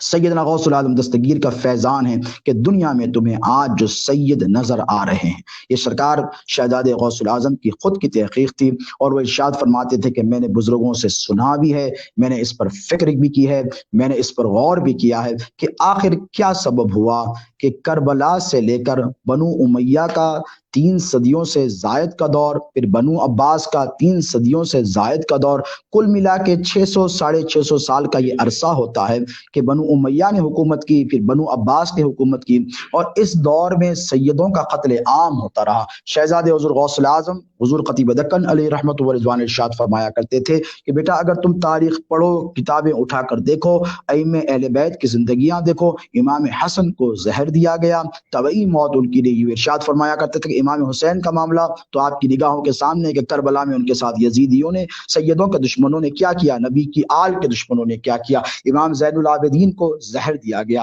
امام باقر کے ساتھ وہی معاملہ، امام جعفر کے ساتھ وہی معاملہ، امام موسیٰ کاظم کے ساتھ وہی معاملہ، امام علی رضا کے ساتھ وہی معاملہ، امام نقی رضا کے ساتھ وہی معاملہ کیا، امام تقی رضا کے ساتھ وہی معاملہ کیا، امام عسکری تک بھی چل کر آیا جائے تو یہی معاملہ کیا گیا۔ یعنی طبعی طور پر جسے نیچرل ڈیتھ کہتے ہیں، جو نیچرل ریزنز کی وجہ سے واقع ہوتی ہے، یہ اہل بیت اطہار میں ائمہ اہل بیت میں کسی کی نہیں ہوئی۔ یہ سلسلہ چلتا رہا چلتا رہا چلتا رہا تا وقت کہ بغداد کی سرزمین پر اہل بیت اطہار کا سارا فیضان لے کر حضور پیران پیر سیدنا شیخ عبد القادر جیلانی رونق افروز ہوئے۔ بنو عباس کا دور چل رہا ہے، سرکار جیلانی کو جب بلایا گیا، غوث اعظم کو بلایا گیا، اور ان کے ساتھ بھی اسی معاملے کو کرنے کی جب کوشش کی گئی تو مجھے کہنے دیں کہ اہل بیت اطہار کا سارا اختیار لے کر سرکار غوث اعظم دستگیر امام مہدی کی تمہید بن کر اس دنیا میں تشریف لائے، اور امام مہدی خاتم ولایت کی آمد تک سرکار پیران پیر غوث العظم دستگیر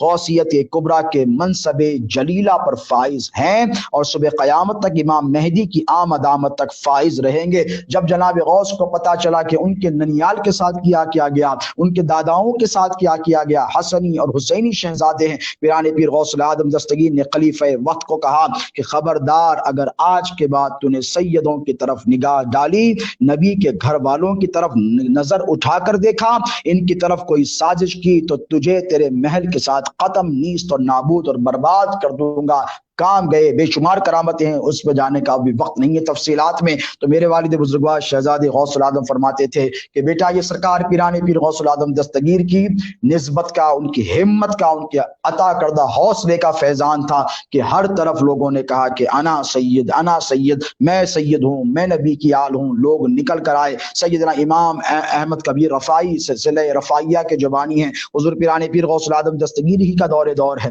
آپ کتابیں تاریخ کی اٹھا کر دیکھیں، آپ کو پتہ چلے گا امام احمد کبیر رفاعی کو کہا گیا کہ آپ سید نہیں ہیں، آپ کہاں سے سند لائیں گے؟ آپ دل شکستہ حضور اقدس علیہ الصلوۃ والسلام کی بارگاہ اقدس میں گئے۔ غوث العظم پیران پیر فرماتے کہ میں بھی ان کے ساتھ اس سال حج بیت اللہ کے لیے گیا تھا۔ جب زیارت کے لیے روضہ اقدس میں نانا جان کے پہنچے تو امام احمد کبیر رفاعی نے کہا کہ اے یا رسول اللہ، لوگ کہتے ہیں کہ آپ کا یہ بیٹا احمد کبیر سید نہیں ہے، اگر میں آپ کی اولاد ہوں تو آپ ہاتھ دست اقدس برآمد کریں، میں آپ کا ہاتھ چومنا چاہتا ہوں۔ میرے نبی نے ایسے قبر اقدس سے ہاتھ برآمد کیا، ہزاروں لوگوں نے، حجاج کرام نے میرے نبی پاک علیہ الصلوۃ والسلام کے دست اقدس کو بوسہ دیا۔ اور جب غوث پاک لوٹ کر بغداد شریف آئے تو جب پتہ چلا کہ احمد کبیر رفاعی کے ساتھ یہ معاملہ کیا گیا، پیرانی پیر نے اعلان فرمایا کہ خبردار، آج کے بعد اگر کسی نے ہمت کی یا سادات کے خلاف منہ کھولنے کی تو عبد القادر جیلانی کا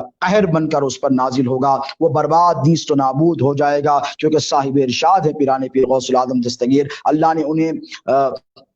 اعلان کا حق عطا فرمایا ہے، اختیارات۔ کوئی قادری تو اس بات کا انکار ہرگز نہیں کر سکتا۔ جو قادریوں میں ناصبی اور خارجی گھس گئے ہیں، جو گھسپیٹی انٹروڈرز ہیں، وہ بھی غور سے سن لے کہ سرکار پیرانی پیر غوث العظم دستگیر نے ارشاد فرمایا تھا کہ آج کے بعد سیدوں کی طرف کوئی نگاہ اٹھا کر نہیں دیکھے گا۔ وہی ہمت، وہی حوصلہ شہزادے حضور غوث العظم کے پاس تھا، میرے والد بزرگوار حضور خطیب دکن علی رحمت و رضوان کے پاس، کہ انہوں نے اپنے لیے نہیں بلکہ تمام سادات کے لیے ایک جہد مسلسل کی اور زندگی بھر سادات کرام کے لیے لڑتے رہے اور سادات کرام کی شان کا دفاع کرتے رہے، اور یہی ہمارا مشن ہے اور یہی ہمارا مشن جاری و ساری رہے گا۔ دوستو باتیں بہت ہیں لیکن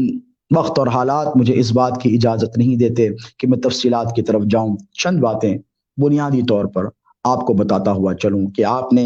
امام حسن، امام حسین، اہل بیت اطہار کے مناقب احادیث مبارکہ کی روح سے، قرآن مجید کی نص سے اس فقیر قادری سے سماعت کرنے کا شرف حاصل کیا ہے۔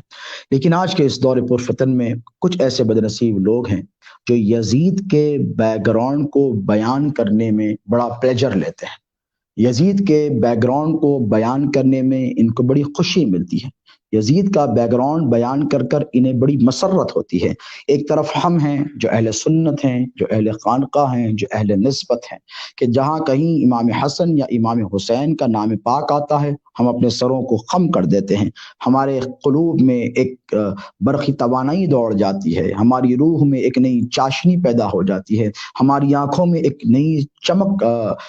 ظاہر ہو جاتی ہے، ہمارے قلوب میں ہماری روح کو ٹھنڈک مل جاتی ہے، ہمارے اذہان پاکیزہ اور منور درخشاں اور تابہ ہو جاتے ہیں۔ ایک طرف وہ ہیں جو یزید کا بیان کرتے ہیں اور یزید کے بیک گراؤنڈ پر گفتگو کرتے ہیں، ایک طرف وہ لوگ ہیں جو اہل بیت اطہار کی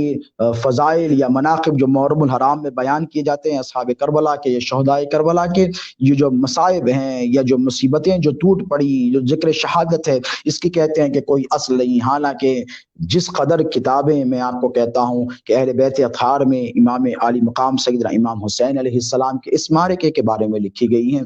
کسی دنیا میں کسی شہید پر اس قدر لکھا یا پڑھا نہیں گیا ہے، بلکہ ہم مسلمان تو مسلمان، غیر مسلمانوں کا آپ، غیر مسلموں کا آپ لٹریچر اٹھا کر دیکھیں، نان مسلمز کا، دنیا کی ایسی کون سی زبان ہے جس میں سانحہ کربلا کا ذکر نہیں کیا گیا؟ فرینچ ہو، انگلش ہو، جرمن ہو، لیٹن ہو، اٹالین ہو، یا پھر کوئی بھی زبان لے لیں آپ، جس میں امام حسین علیہ السلام یا پھر اصحاب کربلا یا شہدائے کربلا کا ذکر نہیں کیا گیا۔ لیکن کچھ ایسے بدنصیب ہیں جو یزید کا بیک گراؤنڈ بیان کرتے ہیں، تو کچھ مستند کتابوں کے حوالے سے میں آپ کو یزید کا بیک گراؤنڈ بیان کر دوں تاکہ آپ کو بات سمجھنے میں آسانی ہو کہ یزید کافر تھا، یزید ملعون تھا، اور یزید لعنت کا حقدار تھا، لعنت کا حقدار ہے، اور لعنت کا حقدار صبح قیامت تک رہے گا۔ یزید 25 ہجری میں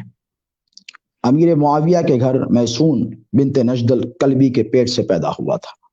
علامہ ابن کثیر نے البدایہ والنہایہ میں یزید کے فسق و فجور کا نقشہ اس طرح پیش کیا ہے کہ یزید راگ اور رنگ کا متوالا تھا،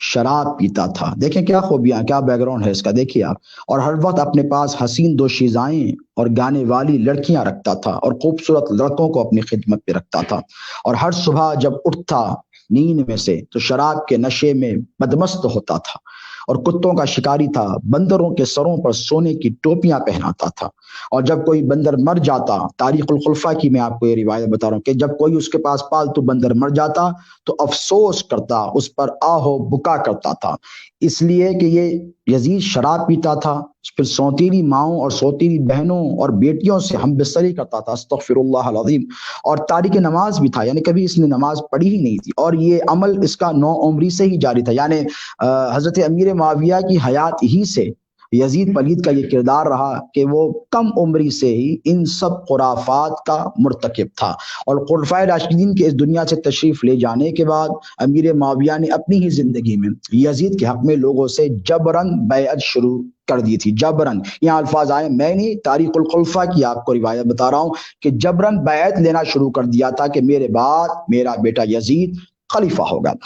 ایسی بہت ساری اس میں خرافات ہیں۔ میں سمجھتا ہوں کہ آپ کے قلب کے اطمینان کے لیے، یہ جاننے کے لیے کہ آپ اگر یزید پر لعن طعن کرتے ہیں تو آپ حق بجانب ہیں اور آپ صحیح کام کر رہے ہیں۔ دیکھیں امام علی مقام سیدنا امام حسین علیہ السلام کی ولادت طیبہ 4 ہجری، ایک روایت میں 6 ہجری میں سرزمین مدینۃ المنورہ میں ہوئی۔ آقا علیہ الصلوۃ والسلام کی آغوش میں پلے بڑے، سید کائنات کی آغوش میں رہے، مولا علی مشکل کشا سے علم کا اکتساب کیا، صحابہ کرام کی مقدس صحبتوں اور مجلسوں میں تشریف فرما رہے، صحابہ کرام اہل بیت اطہار کا بے حد ادب کرنے والے تھے۔ امیر المومنین سیدنا عمر فاروق کا بڑا مشہور واقعہ ہے رضی اللہ تعالی عنہ، جسے میرے پیر و مرشد شہزادے حضرت غوث الاعظم کی زبان مبارکہ سے میں نے اکثر و بیشتر سنا ہے، اور جب جب سنتا میں رشک کرتا، میں ناز کرتا کہ صحابہ کرام اہل بیت سے ایسی محبت کرتے تھے، اے کاش کہ آج بھی لوگ امیر المومنین سیدنا عمر رضی اللہ تعالی عنہ کی جیسی محبت اہل بیت اطہار سے کریں۔ بچپن کے ایام ہیں امام حسین علیہ السلام کے، ایک طرف حضرت سیدنا عبداللہ ابن عمر ہیں جو عمر میں میرے نبی کے شہزادے امام حسین سے بڑے ہیں، دونوں میں کچھ باتوں پر انبن ہو گئی، کھیل رہے تھے، تو حضرت عبداللہ ابن عمر نے کہا کہ اے حسین بن علی، کیا تم مجھے نہیں جانتے، مجھے نہیں پہچانتے؟ میں امیر المومنین کا بیٹا ہوں، میں خلیفہ وقت کا بیٹا ہوں، آدھی دنیا پر میرے باپ کی حکومت ہے، یہ ہاشمی خون تھا، یہ علی کا شیر تھا، یہ رسول اللہ کے جانشین تھے، یہ کب کس سے دبنے والے ہیں؟ اسی لیے کہ بنو ہاشم میں اللہ تعالیٰ نے ایک خاص خصلت رکھی ہے، ایک خاص طبع بنائی ہے کہ یہ کسی سے دبتے نہیں ہیں، ان کے مزاج میں دبنا نہیں ہے، سر کٹا سکتے ہیں لیکن یہ کبھی کسی کے سامنے سر جھکا نہیں سکتے، اللہ اس کے رسول، اللہ کے علاوہ، رسول اللہ کی رضا کے علاوہ۔ تو امام حسین نے ارشاد فرمایا کہ جا، میں تجھے بھی جانتا ہوں، تیرے باپ کو بھی جانتا ہوں۔ تو یہ طیش میں آئے اور آ کر کہنے لگے کہ تم کیا جانتے ہو میرے باپ کے بارے میں؟ تو ارشاد فرمایا میں اتنا ہی جانتا ہوں کہ تو میرا غلام ہے اور تیرا بابا عمر بن خطاب جو خلیفہ امیر المومنین ہے، یہ میرے نانا جان محمد رسول اللہ کا غلام ہے۔ حضرت عبداللہ ابن عمر روایت میں آتا ہے کہ اپنے بابا کے پاس گئے، لوگوں نے یہ سمجھا کہ علی اور عمر رضی اللہ تعالی عنہما کے درمیان اب کوئی جنگ ہوگی یا لڑائی ہوگی۔ حضرت عمر نے پوچھا کیا ایسا ہی کہا حسین ابن علی نے؟ آئے، پیپر لایا، ایک پرچے پر، ایک کاغذ پر لکھا اور لکھ کر کہا کہ اس پر مہر لگا دیں گے کہ آپ نے ایسا کہا کہ میں میرا بیٹا آپ کا غلام اور میں آپ کے نانا جان کا غلام؟ تو کہا بالکل میں مہر لگا دوں گا۔ اپنے نام ماں کی مہر لگا دی، رقص کرنے لگے مسجد نبوی میں۔ لوگوں نے کہا کہ فارس فتح ہوا، اتنی خوشی نہیں، شام فتح ہوا، اتنی خوشی نہیں، اے عمر کیا بات نے تمہیں اتنا خوش کر دیا؟ تو کہنے لگے اب تک فکر مند تھا کہ خبر میں کیا پروانہ لے کر جاؤں اور اللہ کی بارگاہ میں کیا صورت دکھاؤں، حسین ابن علی نے مجھے نجات کا پروانہ دیا، مجھے ہی نہیں میری اولاد کو بھی دیا کہ میری اولاد ان کی غلام ہے اور میں ان کے نانا جان محمد رسول اللہ کا غلام ہوں۔ تو دوستو پتہ نہیں آج کیا ہو گیا ہے، لوگوں کو اہل بیت اطہار کی غلامی سے کترانے کی کوشش کرتے ہیں، اہل بیت اطہار کے مقام کو گھٹانے کی کوشش کرتے ہیں، اہل بیت اطہار کے مقام اور مرتبے پر یہ راج راضی نہیں ہوتے جب ہم ان کے فضائل مناقب بیان کرتے ہیں. غریب نواز نے ان کے مناقب بیان کیے, سرکار غوث العظم نے جن کے مناقب بیان کیے, تو قادریوں, چشتیوں, سہروردیوں, رفاعیوں, نقشبندیوں کو کیا یہ زیب نہیں دیتا کہ وہ اپنے پیشواؤں کی طرح, اپنے رہنماؤں کی طرح, اپنے مرشدین کامل کی طرح یہ بھی فضائل اور مناقب بیان کریں؟ لیکن ان کو اہل بیت اطہار سے اتنا بغض, اتنی کدورت ہے کہ یہ سیدنا عمر فاروق رضی اللہ تعالیٰ عنہ کا نام ضرور لیتے ہیں لیکن ان کی تعلیمات پر قطعی طور پر عمل کرنے کی کوشش نہیں کرتے. لیکن اللہ کا یہ بڑا احسان ہے کہ ہم اہل سنت و جماعت ہیں, ہم نے بزرگوں کی صحبتیں پائی ہیں, ہم نے شہزادے حضور غوث العظم حضور خطیب دکن علیہ رحمت و رضوان کا زمانہ دیکھا ہے. ہم وہ ہیں جو اہل بیت اطہار سے محبت کرتے ہیں اور صحابہ کرام کا ادب کرتے تھے اور کرتے رہیں گے. اگر آپ کو جاننا چاہیے, شہزادے غوث العظم اکثر یہ فرمایا کرتے تھے کہ لوگ صحابہ کے طریقے پر تو چلتے ہیں لیکن صحابہ کے عقیدے پر نہیں چلتے. پیر و مرشد شہزادے غوث العظم پر اللہ کی لاکھوں کروڑوں رحمتیں ہوں, وہ ارشاد فرمایا کرتے تھے کہ صحابہ کا طریقہ تو تم کو معلوم ہے لیکن صحابہ کا عقیدہ تم کو معلوم نہیں کہ وہ اہل بیت اطہار کے متعلق کیا عقیدہ رکھتے تھے, کیسی محبت رکھتے تھے, کیسا جذبہ ایثار رکھتے تھے. مدینہ المنورہ کی سرزمین ہے, جلیل القدر صحابی رسول حضرت سیدنا ابو ہریرہ رضی اللہ تعالی عنہ ہیں. کتب احادیث میں, سیاہ ستہ میں جن کے نام سے ہزاروں احادیث مروی ہیں, احادیث کا ذخیرہ جن کے نام سے موسوم ہے, اور یہ فتح خیبر کے بعد مسلمان ہوئے تھے. خیبر کے بعد حضور پاک علیہ الصلوۃ والسلام 3.5 سال حضور پاک علیہ الصلوۃ والسلام کی حیات طیبہ رہی, اور اصحاب صفہ جو میرے آقا پاک علیہ الصلوۃ والسلام کا کہ روضہ اقدس سے, حجر مبارکہ سے متصل جو ایک پلیٹ فارم تھا, وہاں پر بیٹھتے تھے, اصحاب صفہ میں سے تھے. آپ کو پتا ہے کہ اتنا زبردست حافظہ کیسے کہ ہزاروں احادیث حضرت سیدنا ابو ہریرہ رضی اللہ تعالی عنہ سے مرفوعاً روایت ہوئی ہیں. کیوں, کیا وجہ ہے؟ کبھی آپ نے سوچا؟ بات اتنی سی ہے, حدیث مبارکہ میں آیا ہے کہ ایک مرتبہ میرے اور آپ کے نبی پاک علیہ الصلوۃ والسلام دودھ نوش فرما رہے تھے. حضور دودھ نوش کر رہے تھے اور پیتے پیتے حضور کو آواز آئی گھر سے, کچھ کام کی غرض سے حضور بالائی خانے میں اوپر کی طرف تشریف لے گئے. حضرت ابو ہریرہ اصحاب صفہ کے ساتھ چبوترے پر بیٹھے ہوئے تھے. دیکھا کہ حضور پاک علیہ الصلوۃ والسلام کے لبھائے مبارکہ سے مس ہو کر جو تبرک بن گیا ہے دودھ, دل میں یہ خواہش پیدا ہوئی کہ میں جاؤں اور اسے جا کر پی لوں. اس لیے کہ استبراکن وہ فوراً بھاگے اس پیالے کو اٹھایا, دیکھا کہ حضور کے لبھائے مبارکہ کے نشان لگے ہیں اس پر. حضور نے ابھی سے نوش فرمایا ہے, بسم اللہ الرحمن الرحیم کہہ کر اسے پی لیا. حضور واپس تشریف لائے اور آخر جب دیکھا کہ میں نے دودھ رکھا تھا اور یہ پی گئے ہیں, تو اس سے پہلے وہ ابو ہریرہ کی کنیت سے نہیں جانے جاتے تھے. میرے نبی مسکرائے اور مسکرا کر فرمایا, ابو ہریرہ, یعنی بلیوں والا جو طریقہ ہوتا ہے, یعنی آپ اگر دودھ رکھیں اور رکھ کر چلے جائیں تو بلی آ کر فوراً اسے نوش کر لیتی ہے. ٹھیک اسی طرح جب ابو ہریرہ جا کر استبراکن اسے حاصل کیے, حضور ناراض نہیں ہوئے, ایسے ہاتھ اٹھایا اور اٹھا کر کہا کہ تو نے میرا بچا ہوا پیا ہے, اللہ تیرے علم میں اور تیرے حافظے میں خوب برکت عطا فرمائے. یہ حضور پاک علیہ الصلوۃ والسلام کی دعائیہ کلمات تھے کہ اے ابو ہریرہ تو نے میرا جھوٹا پیا ہے, اے ابو ہریرہ تو نے میرا تبرک حاصل کیا ہے, لہذا تیرا حافظہ اللہ رب تبارک و تعالیٰ بہت قوی اور مضبوط فرمائے گا. یہ حضرت ابو ہریرہ کا حافظہ تھا. تو دوستو, ایک بار لبھائے مبارک لگنے سے جو تبرک بن جائے اس کو پینے والوں کا یہ حافظہ ہے, تو مجھے کہنے دے مولا علی مشکل کشا کے حافظے کا کیا عالم ہوگا. ایک نہیں متعدد احادیث مبارکہ میں آیا ہے کہ علی کی ولادت پر حضور تشریف لے گئے اور اپنی زبان مبارک مولا علی مشکل کشا کو چسائی ہے, حسنین کریمین کو اپنی زبان مبارک چسائی ہے. ارے جس نے میرے نبی کی زبان مبارک چوسی ہے ان کے حافظے کا عالم کیا ہوگا. لیکن یہ بنو امیہ کی, بنو عباس کی 650 سال حکومت کا خمیازہ ہے, یہ ان کی جبرن حکومت کا خمیازہ ہے کہ مسلمانوں نے اتنے بڑے خسارے سے خود کو دوچار کیا ہے کہ جن کے نام سے کتب حدیث بھری پڑی ہونی چاہیے تھی, آج ان کے نام سے احادیث خال خال نظر آتی. سب سے زیادہ وقت گزارنے والی ذات بابرکت مولا علی مشکل کشا شیر خدا کی ہے, کیونکہ علی کی ولادت سے لے کر نبی کے وصال فرمانے تک علی نبی کے ساتھ ہے اور نبی علی کے ساتھ ہے۔ اتنا وقت تو کسی نے ساتھ نہیں گزارا، کیونکہ خلوت میں بھی ہیں، جلوت میں بھی ہیں، سب بعد میں آئے، علی سب سے پہلے آئے، تو سب سے زیادہ احادیث ہونے چاہیے۔ شیخ الاسلام علامہ طاہر القادری صاحب اللہ ان کو سلامت رکھے، میں نے سنا ہے کہ 20,000 احادیث مبارکہ یا 2,000 مجھے اطلاع ملی ہے کہ 20,000 کے کم و بیش احادیث مولا علی سے جو روایتیں ہیں، شیخ الاسلام علامہ طاہر القادری صاحب اسے جمع کر رہے ہیں، اور عنقریب منظر عام پر آئیں گی۔ اللہ رب تبارک و تعالیٰ انہیں جزائے خیر عطا فرمائے اور ان کی اس علمی کاوش کو، اس صحیح کو قبول فرمائے اور اس کا دنیا و مافیہا میں بہترین اجر عطا فرمائے۔ تو چند باتیں جو ہے شہزادے حضور غوث العظم والد بزرگوار کی طرح میں آپ کے ذہن میں ڈالنا چاہتا ہوں کہ کیا وجوہات ہوئی کہ جو اہل بیت اطہار سے، نبی کے گھر والوں سے جو لوگ برگشتہ ہو گئے، یعنی جن کی غلامی اور جن کی خدمت کو صحابہ کرام فخر محسوس کرتے تھے۔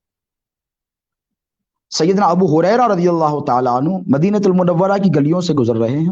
امام عالی مقام سیدنا امام حسین ادھر سے تشریف لا رہے ہیں، بچپن کے ایام ہیں، امام عالی مقام کو آتا دیکھا، پیر میں نال نہیں، چپل نہیں، اور امام حسین علیہ السلام کو روکا اور کہا شہزادے آپ کہاں تشریف لے جانے؟ کہا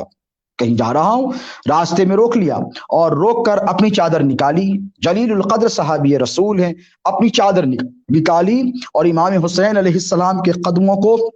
اپنی چادر سے جھاڑنے لگے۔ تواضع ان کے ساری بنو ہاشم کے خون میں ہے دوستو۔ امام حسین نے کہا کہ اے ابو ہریرہ یہ آپ کیا کر رہے ہو؟ آپ تو میرے نانا جان کے برگزیدہ اصحاب میں سے ہو، میرے حضور تو آپ سے بڑی محبت کرتے تھے، آپ کے پاس تو علم حدیث ہے، آپ خدا کے لیے اس کے رسول کے لیے ایسا نہ کریں۔ تو وہ تاریخ ساز الفاظ مجھے عرض کرنے دیں آپ خدمت میں۔ حضرت سیدنا ابو ہریرہ نے کہا تھا کہ اے حسین ابن علی، اے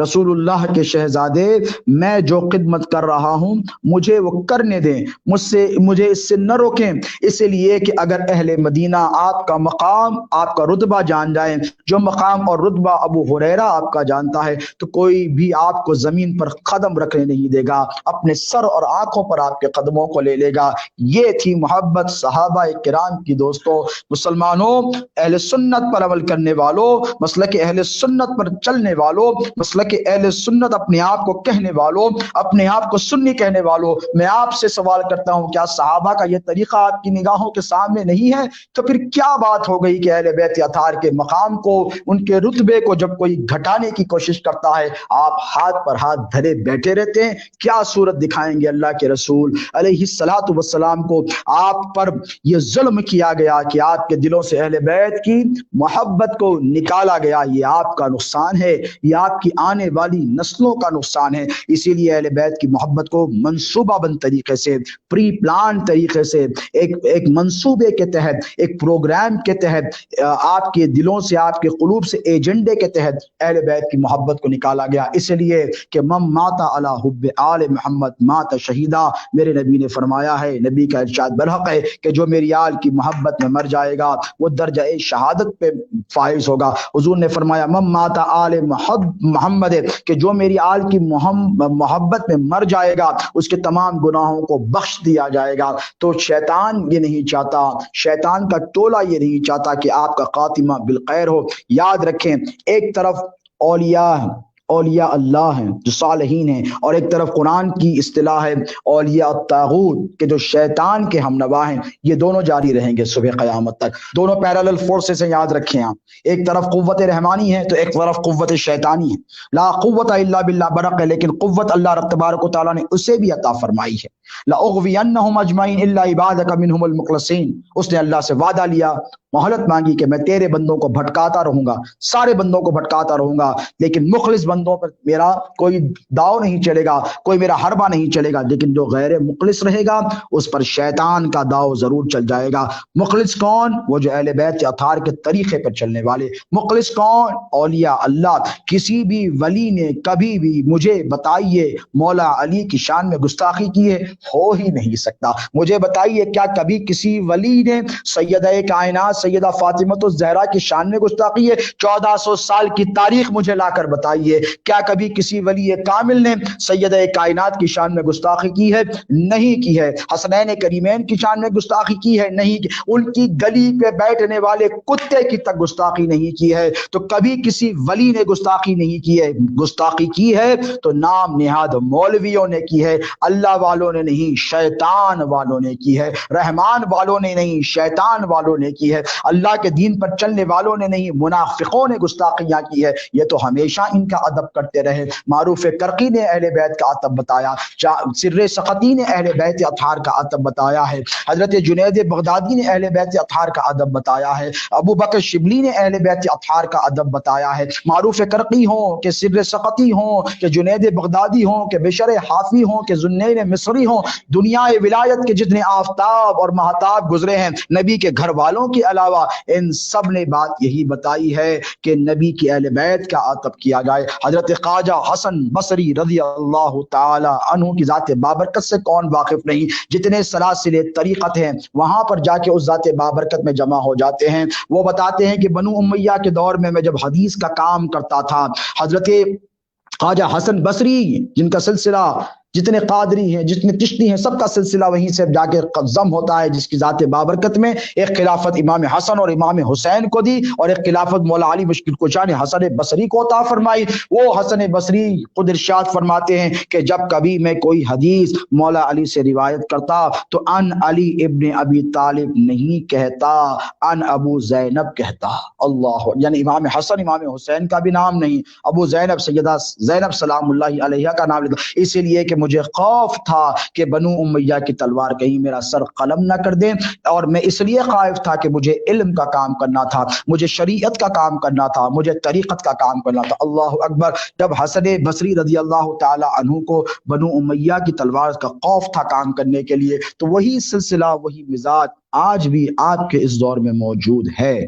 آج بھی مولوی اپنے قلم کے ذریعے سادات کرام کی شان میں رقیق حملے کر رہے ہیں، سوشل میڈیا پر کر رہے ہیں۔ آپ پہچانیں، یہ آپ کی ذمہ داری ہے، آپ ڈفرینشیٹ کریں، یہ آپ کا اختیار ہے۔ آپ کو اللہ نے عقل سلیم عطا فرمائی ہے، آپ سوچیں سمجھیں اور یہ طے کریں کہ آپ کو اپنی اولاد کو کہاں رکھنا ہے، اہل بیت کے ساتھ رکھنا ہے، ان کی خدمتوں میں رکھنا ہے، یا پھر آپ کو ان سب حضرات کو اپنی اولادوں کو یزید کے لشکر میں شامل کر دینا ہے۔ تو دوستو نہیں، کوئی باپ یہ نہیں چاہے گا کہ اس کی اولاد قطعی طور پر یزید کے لشکر سے جائے۔ اور یاد رکھیں، امام حسین علیہ السلام کی محبت اپنے دلوں میں قائم اور دائم رکھیں، صبح قیامت تک رکھیں، اپنی نسلوں کو امام حسین علیہ السلام کے واقعات شہادت ضرور بتائیں، کیونکہ دنیا میں کوئی ایسا واقعہ نہیں جو اتنا دردناک رونما ہوا ہو۔ امام علی مقام سیدنا امام حسین علیہ السلام کی شہادت کی خبریں میرے اور آپ کے نبی پاک علیہ الصلوۃ والسلام نے ولادت طیبہ کے ساتھ ہی دے دی تھی۔ جبرائیل امین آئے، کربلا کی مٹھی اٹھا کر لائے، حضور کی خدمت میں پیش کی، حضور کی گود میں امام حسین تشریف فرما ہے اور کہا کہ اے یا رسول اللہ، یہ وہاں کی تراب ہے جہاں حسین کو شہید کر دیا جائے گا۔ میرے نبی کے قلب اقدس پر کیا گزری ہوگی، آپ اس بات کا اندازہ لگائیں کہ جان سے زیادہ چاہنے والے نواسے کی شہادت کی خبر لے کر جبرائیل امین آئے اور کہا اللہ نے یہ فیصلہ قطعی طور پر کر لیا ہے کہ حسین کربلا کی سرزمین پر اسلام کی بقا، اسلام کی سربلندی کے لیے قربان ہوں گے۔ یعنی ایک طرف اسلام ہے، ایک طرف حسین شہید کربلا ہیں، میرے نبی کے نواسے ہیں، اسلام کو بچانا ہے، حسین کو قربان کرنا ہے۔ کوئی بھی باپ اگر سچا مسلمان ہو تو اسلام کو بچائے گا، اپنی اولاد کو نہیں بچائے گا۔ فدا کا ابی و امی یا رسول اللہ کہنے والے مسلمان کبھی ایسا نہیں کریں گے کہ اسلام جاتا ہے تو چلا جائے، اولاد کو بچا لیا جائے، نہیں۔ یہی جذبہ ایمانی ہے جو کربلا کی سرزمین پر امام حسین نے ہم کو عطا کیا ہے، اور آقا و مولا علیہ الصلوۃ والسلام نے تمام امت کو حوصلہ دیا ہے کہ اسلام پر اگر کبھی کوئی آنچ آئے تو اپنی اولاد کو قربان کرنا پڑے تو کر دینا، حق پر کوئی آنچ آئے اولاد کو قربان کرنا پڑے، میں کرنے والا ہوں، تم بھی کر دینا۔ اگر اسلام کے دامن کو مسخ کیا جائے، تعلیمات اسلام کو توڑ اور مڑوڑ کر پیش کیا جائے، حلال کو حرام، حرام کو حلال کیا جائے، تو اے میرے امتیوں، میں نے حسین کو قربان کیا ہے کربلا کی سرزمین پر، تم بھی کر دینا۔ صبر قرار اگر نہیں آئے تو کربلا کی طرف دیکھ لینا، تمہیں صبر بھی آ جائے گا اور تمہیں قرار بھی آ جائے گا۔ غم ہوں، پریشانی ہوں، اندوہ ہوں، مصیبتیں ہوں، دشواریاں ہوں، آزمائشیں ہوں، اگر تم کو ان سب سے نپٹنے کا حوصلہ چاہیے تو کربلا کے میدان کی طرف دیکھ لینا، امام حسین کی زندگی مبارکہ کی طرف دیکھ لینا۔ اپنی اولاد کو قربان کرنے کا جذبہ حسین ابن علی سے سیکھنا، اپنے مال کو، اپنے کنبے کو، اپنے بچوں کو، اپنے بھتیجوں کو، اپنے بھانجوں کو، اپنی ساری اولاد کو دودھ پیتے ہوئے 6 مہینے کے حضرت سیدنا علی اصغر کو قربان کرنے کا جذبہ اگر تمہیں سیکھنا ہو تو شہید کربلا سیدنا امام حسین علیہ السلام سے سیکھ لینا۔ اسی لیے کہ رہتی دنیا تک یہی اہل بیت اطہار کا احسان ہے جو ہمیں مسلمان بنا کر رکھ رہا ہے۔ اور کربلا کی سرزمین پر اگر امام حسین نے یزید کے ساتھ معاہدہ کر لیا ہوتا تو سب کچھ رہ جاتا، اسلام نہیں رہتا۔ امام حسین نے یہ جو قربانی دی ہے اسلام کی بقا، اسلام کی سربلندی کے لیے دی ہے۔ امام حسین نے کربلا کی سرزمین پر اپنے کنبے کو لٹایا ہے تو اسلام کے پرچم کو ہمیشہ ہمیشہ کے لیے بلند کر دیا ہے، اور اتنی بلندی پر پہنچایا ہے کہ کسی بھی وقت کے کسی بھی یزید کا ہاتھ اس بلندی تک نہیں پہنچ سکے گا۔ اس بلندی پر امام حسین نے اسلام کا پرچم اپنا سر کٹا کر نصب کیا ہے کہ اس بلندی تک کسی بھی یزید اور یزیدیت کا ہاتھ صبح قیامت تک نہیں پہنچ سکتا۔ جو حق ہے حق کو حق بتایا ہے، جو باطل ہے باطل کو باطل بتایا۔ 61 ہجری میں جب یزید تخت پر فائز ہوا،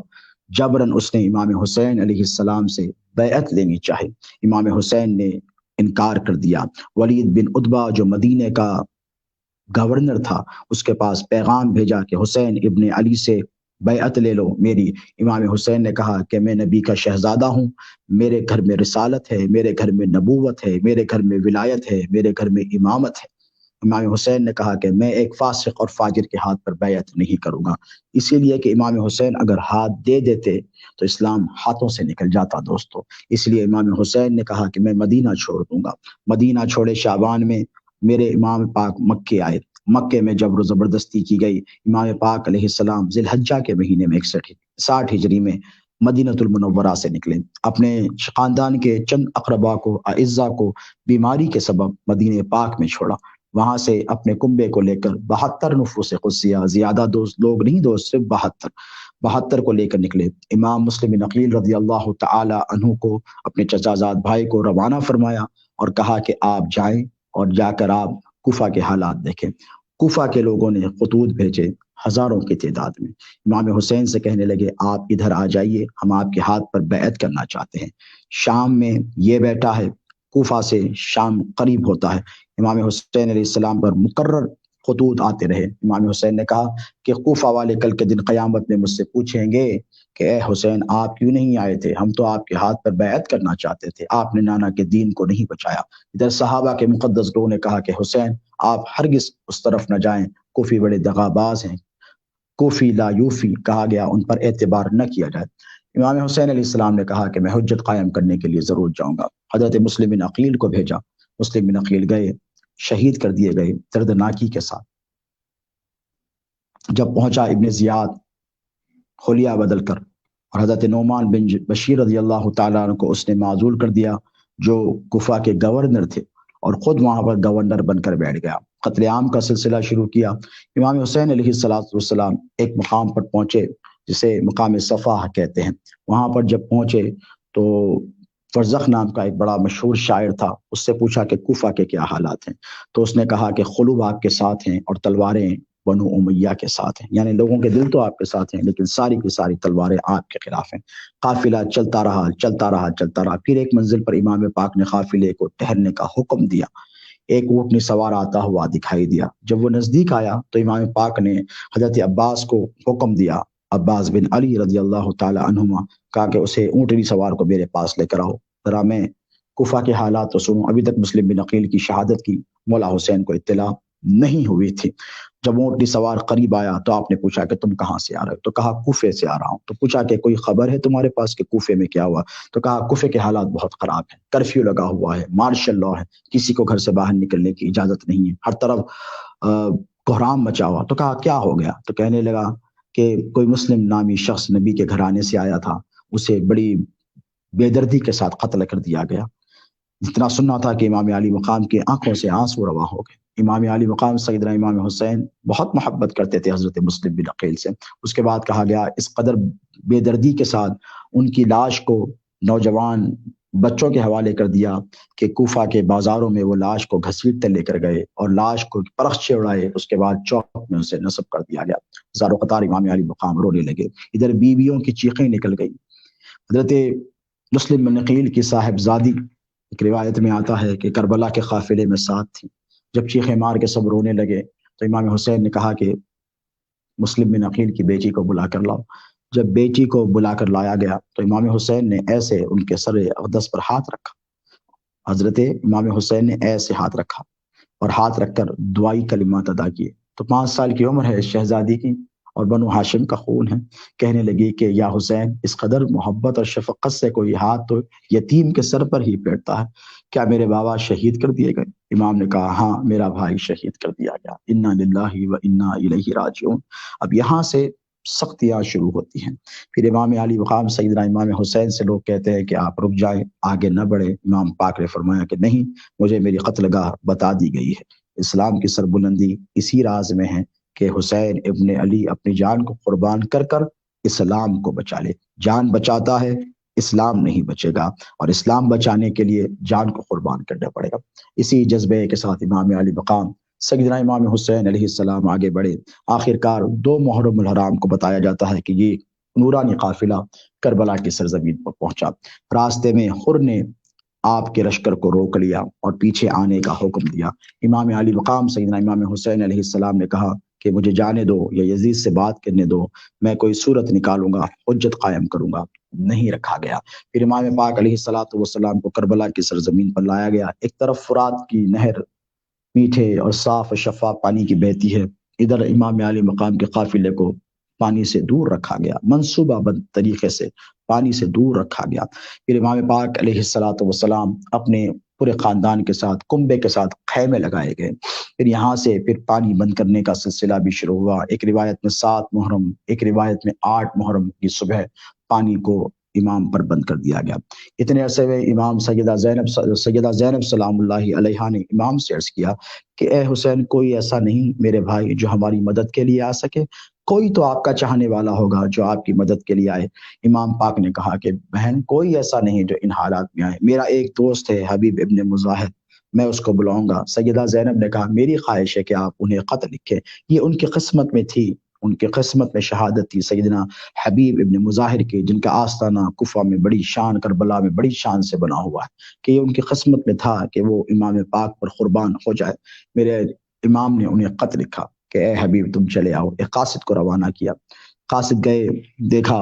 ماشاء اللہ ہے، کوئی کسی کو نہیں پہچانتا اور کوئی کسی سے ملنا نہیں چاہتا۔ بڑی چپکے سے گئے تو ادھر سے حضرت حبیب ابن مظاہر آتے نظر آئے۔ وہ خط پہچان گئے کہ یہ حبیب ابن مظاہر ہے، خط دیا، کہا اپنی ابا میں چھپا لو۔ گھر آئے، خط پڑھا اور رونے لگے۔ بیوی سے کہا کہ میں کیسے جاؤں، نبی کا نواسہ بلاتا ہے تمہیں اس حال میں چھوڑ کر۔ بیوی نے کہا کہ نبی کے نواسے پر اپنی جان قربان کر دو۔ تو یہ حضرت حبیب ابن مظاہر آئے اور پھر بعد میں انہوں نے اپنی جان کی نذرانہ پیش کیا۔ اس طرف سے حضرت حر جو میرے امام کو لے کر آئے تھے، اور لے کر اس لیے آئے تھے کہ پانی سے دور رکھا، یہ نہیں جانتے تھے کہ یزیدی لشکر اس قدر ظلم بربریت کی انتہا اہل بیت پر کر دے گا۔ لہٰذا یہ اب لے کر آئے، آ کر روکا تو دل میں کہیں نہ کہیں شرمندگی تھی، دل میں کہیں نہ کہیں پشیمانی کے آثار نمایاں ہو رہے تھے، بے چین اور مضطرب تھے۔ جب بالآخر 10 محرم کی صبح عمرو بن سعد رے کی، جسے حکومت کا ابن زیاد نے وعدہ کیا تھا، جو یزید کا گورنر اور انچارج تھا، جو رے کی حکومت اسے دی جانے والی تھی، اور یہ کوئی معمولی آدمی نہیں تھا دوستو، جس نے شہدائے کربلا پر پہلا تیر چلایا، وہ کوئی مولا یا مولوی کا بیٹا نہیں تھا۔ شہزادے حضور غوث العظم والد ماجد حضور خطیب دکن علیہ رحمت و رضوان ارشاد فرمایا کرتے ہیں کہ جب بگاڑ آتا ہے تو صحابہ کے بیٹوں نے نبی کے نواسے کو نہیں پہچانا، اور صحابہ میں کوئی عام صحابی بھی نہیں۔ عشرہ مبشرہ میں حضرت سیدنا سعد ابن ابی وقاص رضی اللہ تعالی عنہ کا نام نامی آتا ہے، ان کا بیٹا عمرو بن سعد تھا۔ پیر و مرشد سیدنا غوث العظم اکثر فرمایا کرتے تھے کہ جب بگاڑ آتا ہے تو صحابی کا بیٹا نبی کے نواسے کو، ڈائریکٹ نواسے کو نہیں پہچانتا ہے۔ تو آج 14 صدیوں کے بعد اگر کوئی ملا یا مولوی نبی کی آل کا حق تلف کر رہا ہے تو اس میں تعجب کی کیا بات ہے۔ تو یہ تو چلتا آیا ہے، یہ تو چلتا رہے گا، اور سادات کرام نے اپنی جانیں اللہ کی راہ میں قربان کی ہیں، اور وقت آئے گا تو یہ کرتے بھی رہیں گے، اور یہ کبھی کسی سے ڈرنے اور یا دبنے والے ہرگز نہیں ہیں۔ پھر امام علی مقام سیدنا امام حسین علیہ السلام نے ایک طویل واقعات کی فہرست ہے، آپ شہادت کے عنوان سے علماء سے مشائخ سے خطابات سماعت کرتے ہیں۔ حصول سعادت کے لیے بس چند منٹ آپ کے لیتے ہوئے چند باتیں کروں تاکہ ذکر شہادت کرنے والوں میں اس غلام قادری کا نام بھی شامل ہو جائے، اور کل کے دن میرے لیے یہ نجات کا پروانہ بن جائے۔ امام علی مقام سیدنا امام حسین علیہ السلام بلاخر شب عاشوراء بھی آئی جیسے آج ہے، امام حسین نے مہلت مانگی۔ بعض عاشقین نے، اولیاء کاملین نے کہا کہ اس مہلت کے پیچھے کیا راز تھا؟ تو مہلت کے پیچھے صرف اتنا راز تھا کہ امام سیدنا علی اصغر رضی اللہ تعالی عنہ کی عمر مبارک 9 محرم کی رات، 9 محرم کی شب 5 مہینے 29 دن کی تھی، یعنی اگر 10 محرم آتا تو 6 ماہ کی ہو جاتی، اور شریعت کا اصول ہے کہ جب کسی جانور کی قربانی کی جائے تو 6 مہینے کا کم سے کم جانور ہونا چاہیے۔ تو بعض اولیاء نے اس واقعے کو یوں نقل کیا ہے کہ امام یہ نہیں چاہتے تھے کہ 6 مہینے سے کم بیٹے کی میری قربانی دی جائے، کیونکہ امام کی نگاہیں سب دیکھ رہی تھی، نور نبوت سے وہ سب دیکھ رہے تھے۔ ہم قادری ہیں، ہم چشتی ہیں، اور ہمیں پتہ ہے کہ سرکار شاہ جیلانی بغداد میں اپنی مرقد مبارکہ سے ہم کو ملاحظہ کر رہے ہیں۔ ہم چشتی ہیں، ہمیں پتہ ہے کہ غریب نواز سرکار اجمیر المبارکہ میں اپنی گنبد اقدس میں لیٹ کر ہم سب کا مشاہدہ کر رہے ہیں۔ تو سید الشہداء امام حسین جن کے صدقے ساری دنیا کو ولایت ملی ہو، ان کی نور بصیرت کا عالم کیا ہوگا، ان کی نور بصارت کا عالم کیا ہوگا۔ وہ دیکھ رہے ہیں کہ ان سب کو شہید ایک کے بعد ہو جانا ہے۔ پھر رات بھی آئی جسے علماء نے، مشائخ نے اپنی کتابوں میں نقل کیا ہے کہ ایسی رات کہ امام علی مقام ساری رات عبادت کرتے ہوئے گزار دی۔ جب صبح ہوئی تو جنگ کا نقارہ بجا دیا گیا، اور ابن زیاد نے کہا عمرو بن سعد سے کہ میں نے سنا کہ تو حسین سے جا کر گفتگو کر رہا ہے، اگر ایسا کرے گا تو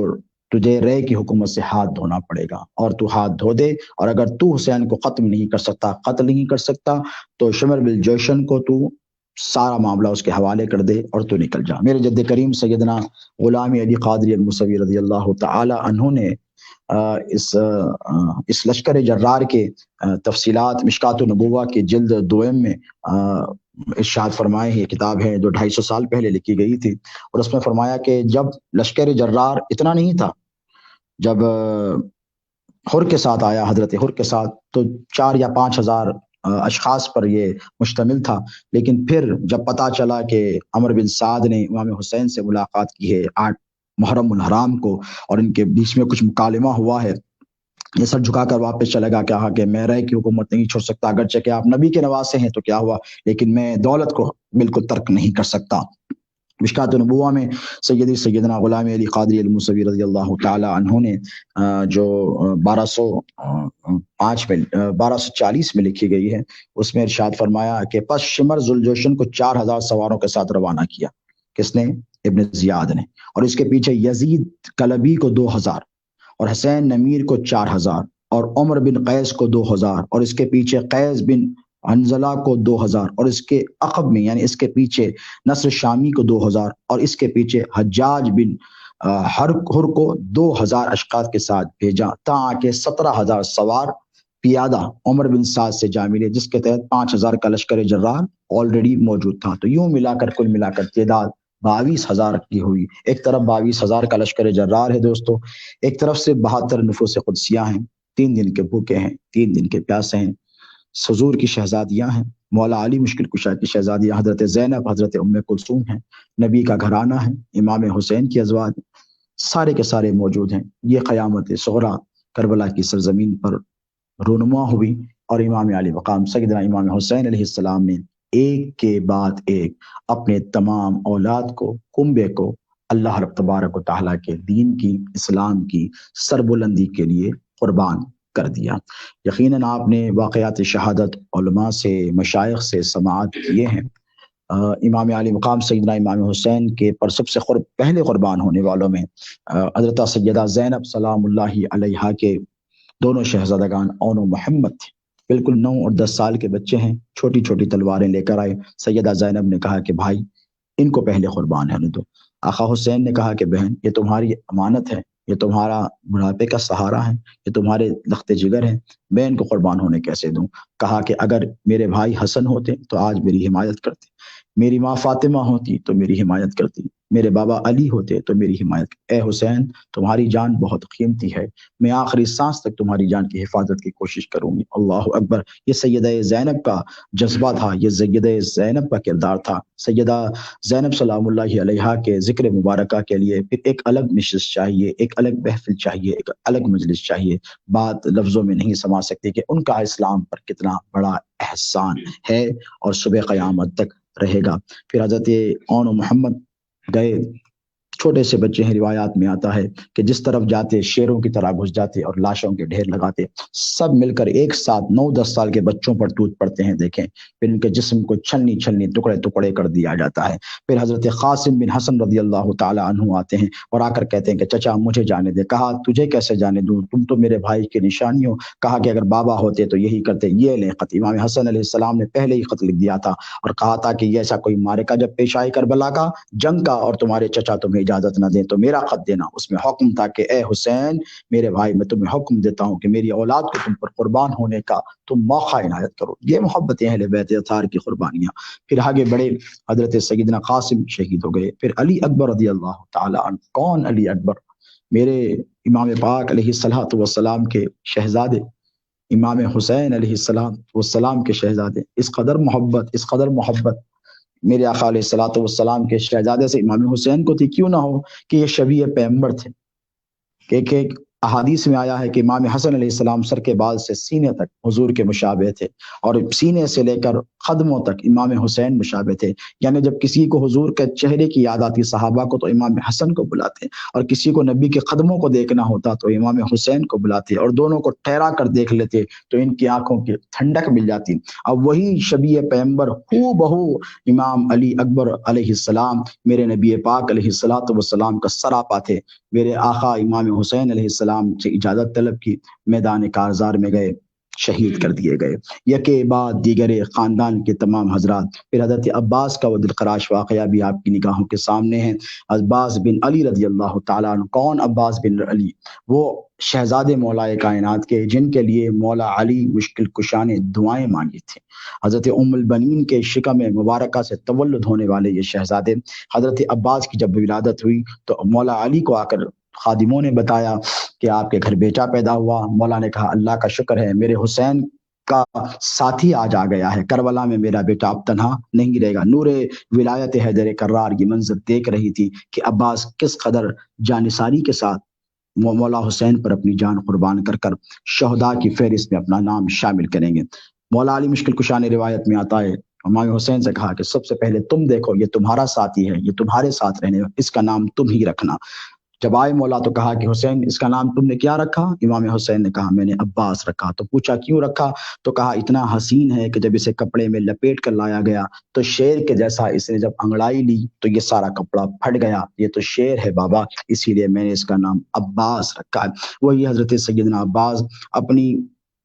بھتیجی سیدہ سکینہ کی پیاس سے تڑپ گئے، اور تڑپ کر مشکیزہ بھر کر جب نکلے، ایک روایت میں 4 کے ساتھ، ایک روایت میں تنہا نکل کر جب فرات گئے، ہاتھ کاٹ دیے گئے، منہ میں مشکیزہ لیا، تیریں چلائی گئیں۔ بالآخر حضرت عباس رونے لگے اور زمین پر جب گرے، امام حسین بھاگ کر آئے، ان کا سر اقدس اپنے زانوئے مبارکہ پہ رکھا اور کہا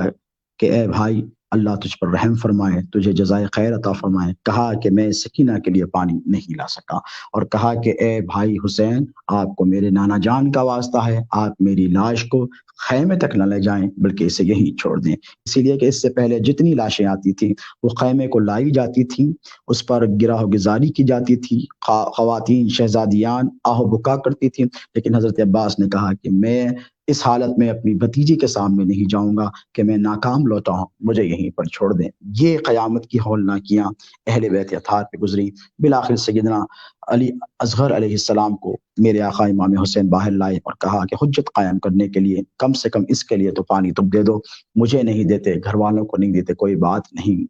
خرملا نے تیر چلایا، امام علی مقام کے شہزادے کے یہاں تیر گلے میں لگا، خون نکلا، امام حسین نے ایسے لے لیا۔ بعض روایات میں آتا ہے کہ آسمان پر اڑا دیا، اس سے شفق ہوا، زمین پر گرنے اس لیے نہیں دیا کہ زمین نے چیخ کر کہا کہ اے حسین ابن علی، اگر یہ خون زمین پر گر جائے تو خدا کی عزت کی قسم پھر زمین پر کوئی دانہ نہیں اگے گا، کیونکہ یہ شہید علی اصغر کا خون ہے، یہ معصوم شہید کا خون ہے۔ امام حسین نے ایسے چاہا کہ آسمان میں اڑا دوں، آسمان نے صدا دی۔ ایک روایت میں آتا ہے کہ اے حسین، اگر یہ خون آسمان میں تم نے اڑا دیا تو صبح قیامت تک پھر آسمان سے مینا نہیں برسے گا، پانی نہیں برسے گا۔ تو روایات میں آتا ہے، بزرگوں نے فرمایا ہے، صاحب مشکات النبوہ نے فرمایا ہے کہ امام حسین نے وہ خون امام علی اصغر کا لیا، سارا ہاتھوں میں جمع کر کر اپنے چہرے پر، اپنی داڑھی مبارکہ پر من لیا، اور فرمایا کہ یہ صبح قیامت تک یہ خون میرے رخسار پہ رہے گا، اور اسی خون کے بدلے میں اپنے نانا جان کی امت کی شفاعت کروں گا۔ اللہ اکبر! وہ امت جس نے امام حسین علیہ السلام کی کنبے کو، ان کی آل کو، ان کی اولاد کو قربان کر دیا، اسی امت کی مغفرت کی خاطر میرے امام پاک نے سیدنا علی اصغر کے خون کو اپنے چہرے پر مل لیا، اپنی ریش مبارک پر مل لیا، اور ارشاد فرمایا کہ اسی کا صلہ مانگوں گا اور اللہ سے نانا جان کی امت کی میں بخشش کروا لوں گا۔ تو یہ احسانات ہیں اہل بیت اطہار کے۔ بالآخر وہ گھڑی بھی آئی کہ امام حسین علیہ السلام تنہا ہیں اور سیدنا زین العابدین بیمار ہیں، وہ اٹھنا چاہتے ہیں۔ سید سجاد علی بن حسین جن کا نام ہے، علی اکبر، علی اصغر، علی بن حسین، جب ابن زیاد کے دربار میں شہادت کے بعد مولا سیدنا امام زین العابدین کو پیش کیا گیا اور پوچھا گیا ان کا نام کیا ہے، تو کہا علی بن حسین۔ تو کہا کتنے علی ہیں؟ سب کے سب علی ہیں، علی اکبر بھی تھے، علی اصغر بھی تھے، یہ بھی علی ہیں۔ تو امام زین العابدین سید سجاد نے کہا وہ اس لیے علی ہیں کہ تم لوگوں نے یہ کوشش کی تھی کہ علی کے نام کو دنیا سے مٹا دیا جائے۔ یہ روایات میں آتا ہے، ارشاد فرمایا تم لوگوں نے چاہا تھا کہ علی کے نام کو دنیا سے مٹا دیا جائے، میرے بابا نے ہر بیٹے کا نام علی رکھا ہے، صبح قیامت تک مولا علی کا نام کوئی نہیں مٹا سکتا۔ جب جب علی اکبر کا نام لیا جائے گا، مولا علی کا نام لیا